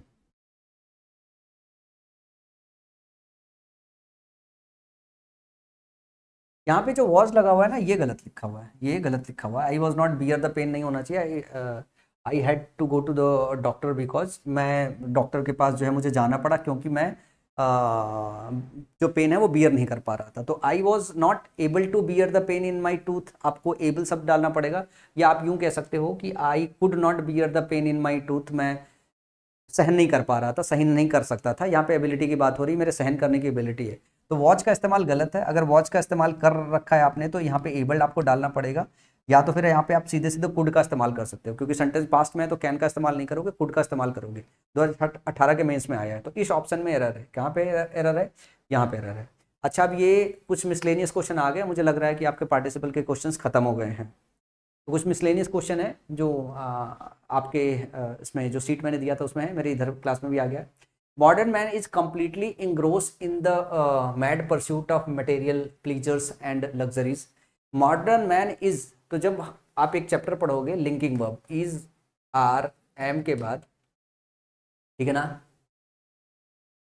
इसके बाद अब पढ़ोगे जो है modern man completely engrossed in या engrossing in the mad pursuit. तो इसके साथ modern man is completely engrossing in the mad pursuit of material pleasure and luxuries. ये हो गया आपका एडवर्ब, ठीक है ना, ये हो गया आपका एडवर्ब। एडवर्ब के बाद जो है वर्ब के लिए आता है जो है, तो modern man is completely engrossing in the mad pursuit of material pleasures and luxuries. तो यहाँ पे इंग्रोस की जगह इंग्रोसिंग होना चाहिए, इज के हिसाब से इंग्रोसिंग आना चाहिए, ठीक है ना, समझ में आया। तो 85 में इज के साथ वर्ब की आईएनजी, ये टेंस का क्वेश्चन यहाँ पे कैसे आ गया है। अगला क्वेश्चन है I suggest that he goes to the doctor as soon as he returns from the examination, ठीक है ना। ये क्वेश्चन है सब्जेक्टिव मूड का, और मूड मेरा पढ़ाने का मन नहीं है, क्योंकि मतलब इसमें आप आधे घंटे 40 मिनट का लेक्चर पढ़ोगे, कभी कभार को एक क्वेश्चन आ जाता है, और ये एसएससी सीजन में क्वेश्चन आया था। ये सजेस्ट, आई सजेस्ट दैट लिखा हुआ है, he goes to the doctor as he returns from है। तो जब हम बात करते हैं सजेस्ट की, मतलब जब हम लिंकिंग वर्ब पढ़ रहे होंगे तो मैं वहाँ पे आपको मूड भी कवर करा दूंगा, जो है मूड भी पूरी तरीके से कवर करा दूंगा, ठीक है ना। सजेस्ट हो गया, रिकमेंड हो गया, इंसिस्ट हो गया, और डिमांड हो गया। कुछ इंसिस्ट हो गया, डिमांड हो गया। ध्यान से देखिएगा, ये सारे के सारे अगर वर्ब्स आपको देखने को मिले, इनके बाद दैट देखने को मिले जैसा कि लिखा हुआ है, इसके बाद सब्जेक्ट देखने को मिले, तो इसके बाद वर्ब की V1 फॉर्म आती है, ठीक है ना। इसके बाद वर्ब की V1 फॉर्म आती है, सब्जेक्ट भले सिंगुलर हो, सब्जेक्ट सिंगुलर हो तब भी आप V1 फॉर्म का इस्तेमाल करोगे। तो यहाँ पे जैसे ही इस्तेमाल हुआ है, तो ये गोज नहीं होना चाहिए, गो होना चाहिए। अब इन वर्ब को खाली आपको याद रखना पड़ेगा, सजेस्ट, इंसिस्ट, डिमांड, इसके बाद दैट लगाओ, इसके बाद फिर से सब्जेक्ट आए, इसके बाद V1 का इस्तेमाल करते हैं। जैसे देखो सजेस्ट लिखा हुआ है, दैट लिखा हुआ है, फिर यहाँ पे आपका सब्जेक्ट लिखा हुआ है, और उसके बाद यहाँ पे गोज लिखा हुआ है, तो ये V1 फॉर्म में आता है, VSAIS स्ट्रक्चर में नहीं आता है, और इसको सब्जेक्टिव मूड बोलते हैं। अभी मैं सब्जेक्टिव मूड आपको पढ़ाएंगे, ठीक है ना। ये अपन पार्टिसिपल और कॉजेटिव वर्ब्स कवर कर रहे हैं, तो यहाँ पे कोई मतलब नहीं है इसको कवर करने का। कुछ क्वेश्चन अब मिसलेनियस चलेंगे, मतलब कुछ क्वेश्चन है मैं कवर कर दे रहा हूँ, वैसे इसको सॉल्व कर लेना चाहिए। जो मैंने सीट आपको दी उसमें आंसर्स नहीं लगा हुआ है, तो मैं इसको यहाँ पे कवर कर दे रहा हूँ। We must get this post sent as soon as possible, ठीक है ना। तो जब हम गेट की बात कर रहे हैं, तो गेट अपने बाद जब भी देखोगे ना, तो गेट के बाद जब ऑब्जेक्ट लगाते हो, तो ये इसके बाद जब आता है, तो ये पास्ट पार्टिसिपल वर्जन हम लेते हैं। गेट के साथ हम पास्ट पार्टिसिपल वर्जन लेते हैं। अभी पहले आपको बताया, या तो इसके साथ 2+V1 लेते हैं। तो यहाँ पे जो सेंड लगा हुआ है, इसको सेंड की जगह क्या लिखना चाहिए? सेंट लिखना चाहिए। ये क्या है? ये पॉजिटिव वर्ब है। अभी पॉजिटिव वर्ब का केस अभी डिस्कस करूंगा आगे। They are planning for settling नहीं होना चाहिए, they are planning to settle in Mumbai. For settling नहीं होता, they are planning, for settling नहीं, they are planning to settle. ये सुनते रहते हो फ्रेज ना, वो सेटल होने का प्लान कर रहे हैं। दे will be ready living for the airport in an our.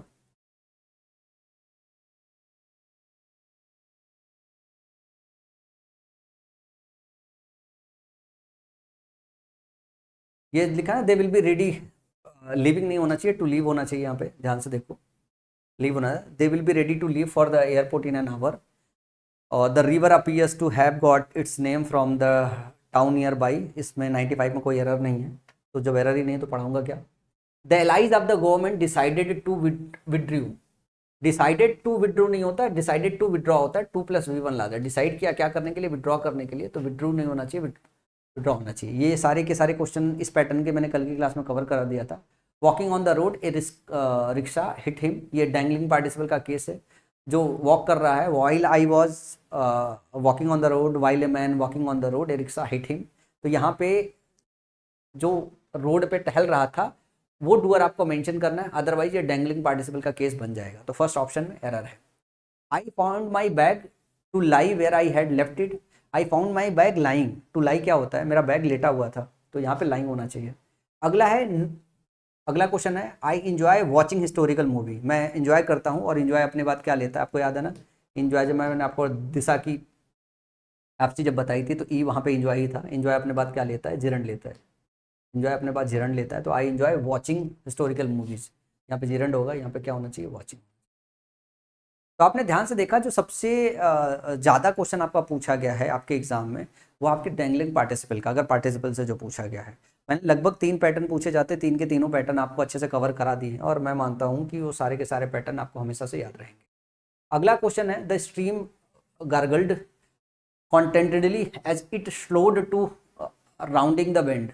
Round the bend होना चाहिए, राउंडिंग द बेंड नहीं होना चाहिए। 2+V1 का इस्तेमाल करते हैं। ये क्वेश्चन है, आसान क्वेश्चन है।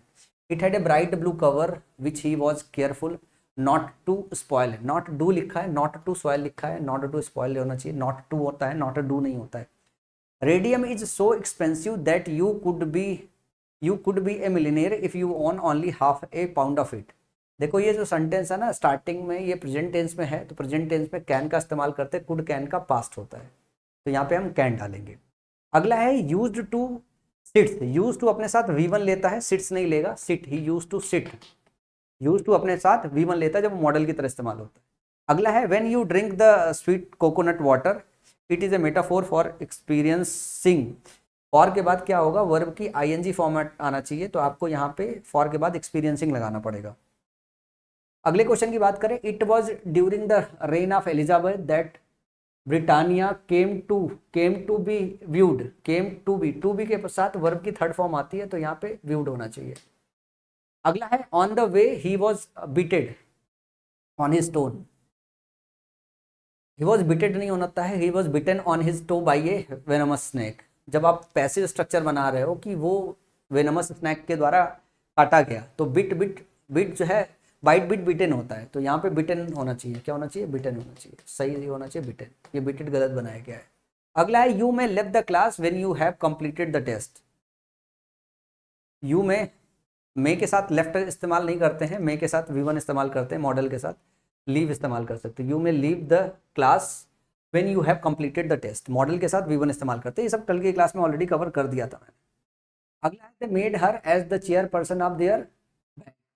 मेड के बाद आप ध्यान से देखिएगा, ये आपको वर्ब में भी थोड़ा सा पढ़ाया जाता है कि जो इलेक्ट होता है, सेलेक्ट होता है, मेक होता है, ध्यान रखिएगा। इलेक्ट, सेलेक्ट, मेक जैसे जो वर्ब होते हैं, ये जब अपने बाद ऑब्जेक्ट लेते हैं, ठीक है ना, ठीक है ना।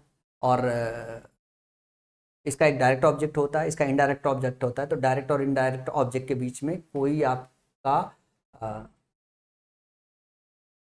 डायरेक्ट ऑब्जेक्ट और इनडायरेक्ट ऑब्जेक्ट, इनके बीच में ना कुछ नया शब्द नहीं होता है, इसमें कोई वर्ड्स नहीं होते, इसमें कुछ भी वर्ड नहीं लिखते। तो जैसे यहाँ पे एज का इस्तेमाल हुआ है वो गलत है।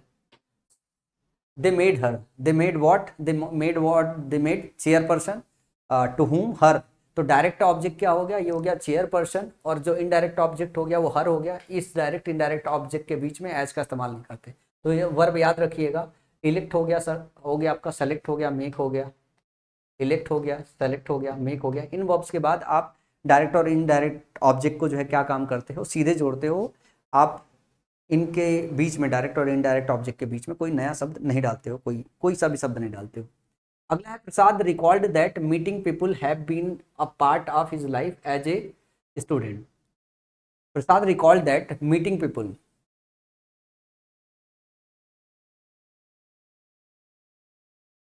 प्रसाद recall that meeting people have been a part of his life as a student. मुझे लगता है बाकी के क्वेश्चन मैं छोड़ दूँ तो आप कर लोगे। Wealth creators are essential for money to distributed लिखा हुआ है, डिस्ट्रीब्यूट होगा यहाँ पे इन द इकोनॉमी, ठीक है।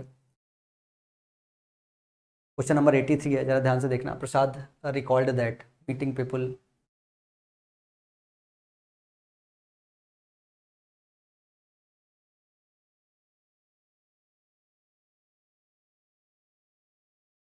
अब ये क्वेश्चन देखो, वैसे तो ये इसका है ही नहीं है, मैं वही देख रहा था। जैसे प्रसाद रिकॉल्ड, प्रसाद ने रिकॉल किया क्या, द मीटिंग पीपल, लोगों से मिलना। प्रसाद रिकॉर्ड में तो लोगों से मिलना, have been a part of his life. अब ये जो हैव लिखा हुआ, have been a part of life, इसका सब्जेक्ट क्या है, इसका सब्जेक्ट जो है प्रसाद है।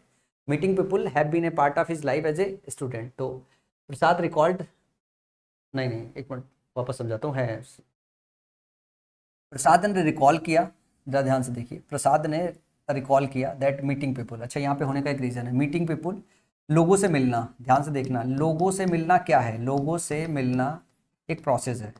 लोगों से मिलना एक प्रोसेस है। ये यहाँ पे आपका क्या है, नाउन फ्रेज की तरह काम कर रहा है। क्या कर रहा है, नाउन फ्रेज की तरह काम कर रहा है, जिसमें आप ध्यान से देखो, आपका ये जो पार्टिसिपल है मीटिंग, जो प्रेजेंट पार्टिसिपल है, प्रेजेंट पार्टिसिपल है, इस नाउन फ्रेज का जो है मेन, इस नाउन फ्रेज का जो मेन शब्द है, मेन वर्ड है, वो यही है, लोगों से मिलना। लोगों से मिलना आपका एक प्रोसेस है। लोगों से मिलना आपका सिंगुलर है या लोगों से मिलना आपका प्लूरल है, तो लोगों से मिलना आप गिन ही नहीं सकते, या अनकाउंटेबल की कैटेगरी में आ जाएगा। अगर ये अनकाउंटेबल की कैटेगरी में आ जाएगा तो इसके साथ जो हैव है ना बीन है, वो लगाया है गलत है, वो लगाना पड़ेगा आपको, has been a part of his life as a student. समझ में आई बात। प्रसाद रिकॉल, प्रसाद ने याद किया दैट मीटिंग पीपुल। अब क्या है, ये जो हैव बीन लिखा हुआ है इस पीपुल के चक्कर में लिख दिया गया। पुलिस और पीपुल क्या होता है, प्लूरल होता है, इसके साथ हमेशा हैव का इस्तेमाल करते हैं। इसी चक्कर में थोड़ी देर तक ये दिखाई नहीं देता है। तो जैसे मैंने एक बार देखा, मैं कहा यार एरर तो दिख नहीं रहा है, क्या एरर हो गया। फिर थोड़ी देर बाद देखा, लिखा मीटिंग पीपल हैव बीन। तो पहले मेरा ये हुआ कि ऐसा तो नहीं कि प्रसाद है जो हैव बीन को ले रहा है। तो ध्यान से समझ में आया, थोड़ा देर और स्ट्रक्चर को पढ़ोगे तो Prasad recalled that meeting people has been a part of his life. लोगों से मिलना जो है उसका क्या है, उसके लाइफ का एक पार्ट था जब वो स्टूडेंट था। लोगों से मिलना जो है वो सब्जेक्ट है। तो लोगों से मिलना अनकाउंटेबल है, क्योंकि ये प्रोसेस है। प्रोसेस कैसे गिनोगे, प्रोसेस हमेशा अनकाउंटेबल होता है। तो जब भी प्रोसेस एज ए सब्जेक्ट इस्तेमाल होता है तो उसके साथ वर्ब आपको क्या लेना पड़ता है, सिंगुलर, क्योंकि प्रोसेस आपका प्लूरल नहीं हो सकता है। अगला 84 अपन ने निपटा दिया। टू डिस्ट्रीब्यूटेड नहीं होगा, टू डिस्ट्रीब्यूट होगा, 2+V1 का स्ट्रक्चर चाहिए होगा। अब आते हैं, बात करते हैं bare infinitive after make, let and have, ठीक है ना। अब हम बात कर रहे हैं, जैसे पॉजिटिव वर्ब की बात करते हैं तो पॉजिटिव वर्ब आपके क्या होते हैं, मेक होता है, लेट होता है और हैव होता है। ये पॉजिटिव वर्ब होते हैं। इनके काम क्या होते हैं, इनके मेनली काम होते हैं कि ये वर्ब आते हैं दूसरे एक्शन को कराने के लिए। ये वर्ब आते हैं दूसरे एक्शन को कराने के लिए। इनको एग्जाम्पल में ही समझिएगा। अब आपको ध्यान रखना है कि मेक के बाद, लेट के बाद और हैव के बाद, मेक लेट हैव के बाद 5 होते हैं, जिसमें से 3 ध्यान रखिएगा। मेक, लेट और हैव के बाद बेयर इन्फिनिटी फॉलो होता है, मतलब सिंपल V1 फॉलो होता है। जैसे एग्जाम्पल है, शी मेड हिम। अब हमने मेड इस्तेमाल किया है, ध्यान से रखिएगा। जब भी ये इस्तेमाल होते हैं तो सबसे पहले ये वर्ब आते हैं। ये जो कॉजेटिव वर्ब है, ये कॉजेटिव वर्ब आते हैं। इन कॉजेटिव वर्ब में हम बात कर रहे हैं मेक की, गेट की, ध्यान से देखिएगा, मेक की, गेट की, हैव की। ये जब आएंगे इनके बाद ऑब्जेक्ट आएगा। ये क्या काम करेगा, ये वर्ब आके जिससे वो काम कराता है वो इनका ऑब्जेक्ट होता है, फिर वो ऑब्जेक्ट एक्शन करता है। अब ये ऑब्जेक्ट एक्शन करेगा, मतलब इस एक्शन का ये सब्जेक्ट होगा, ये डूअर बनेगा। तो यहाँ पे आपको ध्यान रखना है कि इसके बाद जब आप एक्शन करते हो, वो एक्शन सिर्फ आपको V1 में रखना होता है, ना कि 2+V1 में रखना होता है। तो यहाँ पे जैसे लिखा है सी मेड, अब ये आया मेड। मेड की बात करें तो मेक का जो है V2 V3 फॉर्म होता है, ये आ गया मेक। गेट भी हो सकता है, हैव भी हो सकता है। तो जब मेड आया, मेड के बाद आप ऑब्जेक्ट लोगे, ऑब्जेक्ट के बाद जब आप बात करोगे अगले वर्ब की, तो अगला वर्ब जो आएगा बगैर टू के आता है, सीधा सीधा V1 आता है। क्या आता है, सीधा सीधा V1 आता है। तो सी मेड हिम अपोलोजाइज, तो ये जो होगा अपोलोजाइज, ये ऑप्शन जो बी होगा ये करेक्ट हो जाएगा। फिर अगर हम बात करें जो है let him to come with us, जो लेट होता है ये भी अपने साथ क्या लेता है, बेयर इन्फिनिटी लेता है। तो लेट के साथ हम टू कम नहीं लगाते, लेट हिम कम, लेट जो इस्तेमाल करते हैं, लेट हिम कम इस्तेमाल करते हैं, ये भी अपने बाद बेयर इन्फिनिटी लेता है। इसमें ये भी अच्छा लेट है ही तो है, मेक लेट और हैव तीन ही है ना, गेट लिख रखा था यार, लेट होगा सिट, मेक लेट और हैव। तो लेट के साथ आप क्या इस्तेमाल करोगे, आप बेयर इन्फिनिटी इस्तेमाल करोगे, ठीक है। इसके बाद बात करें infinitive with to after get, get की जो बात होती है, तो गेट के बाद जब हम ऑब्जेक्ट लगाते हैं, ध्यान से देखिएगा, गेट के बाद जब हम ऑब्जेक्ट लगाते हैं तो इसके बाद दो तरीके का आता है, अभी गेट के पहले देखें। इसके बाद 2+v1 लगाते हैं, या तो आप v3 सीधा सीधा इस्तेमाल करते हो। जब v3 निकालते हो तो ये पार्टिसिपल होता है, क्या होता है, पार्टिसिपल होता है। या तो ये स्ट्रक्चर फॉलो करता है और या तो ये स्ट्रक्चर फॉलो करता है। ये स्ट्रक्चर फॉलो करता है तब मीनिंग एक्टिव वॉइस में होती है, और ये मीनिंग जब हम पैसिव स्ट्रक्चर बनाते हैं तब हम पार्टिसिपल का इस्तेमाल करते हैं। तो जैसे I got my friend, repair नहीं होगा, टू रिपेयर होगा। I got him do my homework, I got him to do my homework होगा, क्या होगा, टू डू माई होमवर्क होगा। तो ध्यान रहेगा आपको, गेट अपने बाद ऑब्जेक्ट लेगा, ऑब्जेक्ट के बाद क्या बनाएगा, या तो वो पार्टिसिपल लेगा, v3 फॉर्म डायरेक्ट लेगा, या तो फिर वो 2+v1 लेगा, ध्यान रखिएगा। इसके दोनों जो क्वेश्चन है ऑलरेडी मैं करा चुका हूं, और गेट पे ही दोनों क्वेश्चन आए हुए थे। आई हैड माई हाउस, ठीक है ना। अब हम बात करते हैं हैव और गेट की बात करते हैं, ऑब्जेक्ट पार्टिसिपल, तो हैव और गेट दोनों पास पार्टिसिपल भी लेता है। और ध्यान से देखो यहाँ पे जब अपन ने चर्चा की, गेट की चर्चा की, गेट के दोनों केस मैंने बता दिए हैं। और यहाँ पे हैव के केस में अगर ध्यान से देखो तो बेयर इन्फिनिटी लेता है या फिर पास पार्टिसिपल लेता है, चलो ठीक है। तो ये वाला जो सेक्शन है हैव गेट, ये अपने साथ गेट ऑब्जेक्ट लेता है, पास पार्टिसिपल लेता है। इसके कुछ क्वेश्चन आए हुए हैं, जैसे I had my house painted last week, तो अगर आप हैड का इस्तेमाल कर रहे हो, ये हैव का वर्जन है। She got her documents verified before submission, तो यहाँ पे जो है v3 फॉर्म का इस्तेमाल होगा। उसने वेरीफाई किया नहीं, उसका डॉक्यूमेंट वेरीफाई हुआ। तो जब आप पैसिव कंस्ट्रक्शन करते हो तो v3 का इस्तेमाल करते हो, और जब एक्टिव कंस्ट्रक्शन करते हो तो 2+v1 का इस्तेमाल करते हो। तो आई होप ये बात आपको समझ में आ गई होगी, बहुत सिंपल सा है।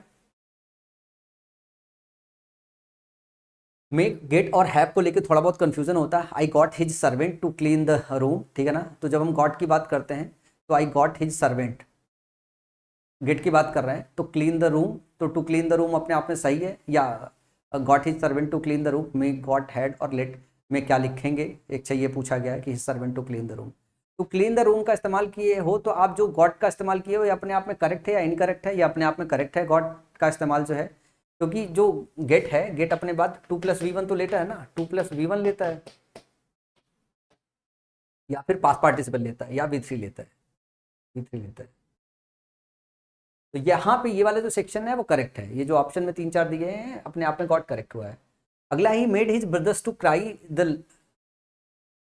Luggage, he made his brothers to cry the luggage. आपको क्या बदलना है, मेड टू लिखा है, मेड क्राई लिखा हुआ है, मेड टू क्राई लिखा है, मेड टू क्राई लिखा है। He made his brother to carry, अच्छा टू कैरी लिखा ना, made to carry, he made his brother to carry the luggage, अपने आप में सेंटेंस करेक्ट है, ठीक है ना। ध्यान से देखो, ये लगभग हमारा सारा हिस्सा खत्म हो गया, इसमें कुछ बचा नहीं रह गया। इसके बस वही गेट वाले क्वेश्चन आते हैं, क्योंकि गेट में थोड़ा सा कंफ्यूजन होता है, तो ध्यान रखिएगा, इस चीज़ को याद रखिएगा। अगर हम मेक की बात करते हैं तो मेक जो है बेयर इन्फिनिटी फॉलो करता है। अच्छा, इसमें लास्ट वाले में मेड जो है, थोड़ा सा इसको याद रखना बहुत जरूरी है, इस पर समय कम स्पेंड करता है, तो यहाँ पे टू कैरी नहीं होगा, मेड कैरी होगा। ही made his brother carry the luggage, जो मेड होता है वो आपका क्या लेता है, बेयर इन्फिनिटी लेता है। जो गेट होता है ये अपने साथ क्या लेता है, ये आपका जो है 2+v1 लेता है। जो हैव होता है ये भी आपका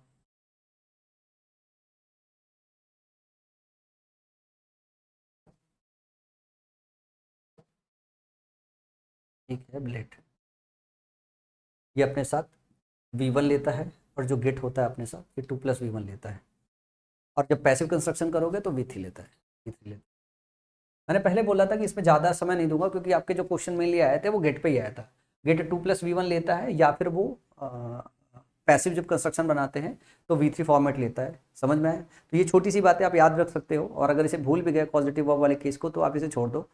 मैं अभी जब आपको लिंकिंग वर्ब पढ़ाऊंगा तो लिंकिंग वर्ब में मैं थोड़ा सा सबसे लास्ट में कवर करूंगा, जब ये पूरा कवर कर लूंगा 31 जुलाई तक, तो मैं लिंकिंग वर्ब, मूड और पॉजिटिव वर्ब पे एक 40-45 मिनट का पूरा डिटेल लेक्चर मल्टीपल एग्जाम्पल के साथ बनाऊंगा, पूरा रिसर्च करके, ताकि आप उन चैप्टर्स को भी अगर आखिरी में जोड़ना चाहो जो है और आपके पास समय बचाओ तो आप उनके लेक्चर को देख सकते हो। तो आज ये आपका वर्ब एडवांस का चैप्टर खत्म होता है और मैं उम्मीद करता हूँ कि आज आपने जो है डैंगलिंग पार्टिसिपल के जो केसेस है उसको अच्छे से सीखे होंगे और इसके बाद जो क्वेश्चन आएंगे तो आप उनको कभी गलत नहीं करोगे। स्पेशली प्रेजेंट पार्टिसिपल और पास्ट पार्टिसिपल वाले क्वेश्चन हम लोगों ने एग्जेक्टिव के चैप्टर में कवर किए थे, तो वो भी जो है आप बिल्कुल अच्छे से याद हो गया होगा। और ध्यान रखिए कि ये भूलेगा, डैंगलिंग पार्टिसिपल का केस तो नहीं भूलता है, लेकिन प्रेजेंट पार्टिसिपल का यूज केस, पास्ट पार्टिसिपल का यूज केस ये भूलेगा। तो आपको ये सीट ना कई बार रिवाइज करनी है, ये सीट कई बार रिवाइज करनी है। जब ये सीट कई बार रिवाइज करोगे तब आपको चीज़ें याद रह जाएगी, और इससे ज़्यादा आज तक आपके एग्जाम में क्वेश्चन बनाए नहीं गए हैं, तो मतलब अगर कहीं कुछ आएगा तो इन्हीं क्वेश्चंस के इर्द गिर्द से आएगा। चलो मिलते हैं अगले लेक्चर में। अगला लेक्चर में जो कवर करूंगा वन वर्ड सब्स्टिट्यूशन में एक लेक्चर और लेना है, पहले वो कवर करूंगा, फिर आगे मैं अपनी क्लासेस को प्रोसीड करूंगा। तब तक अपना ध्यान रखिए, अच्छे से पढ़ाई करते रहिए।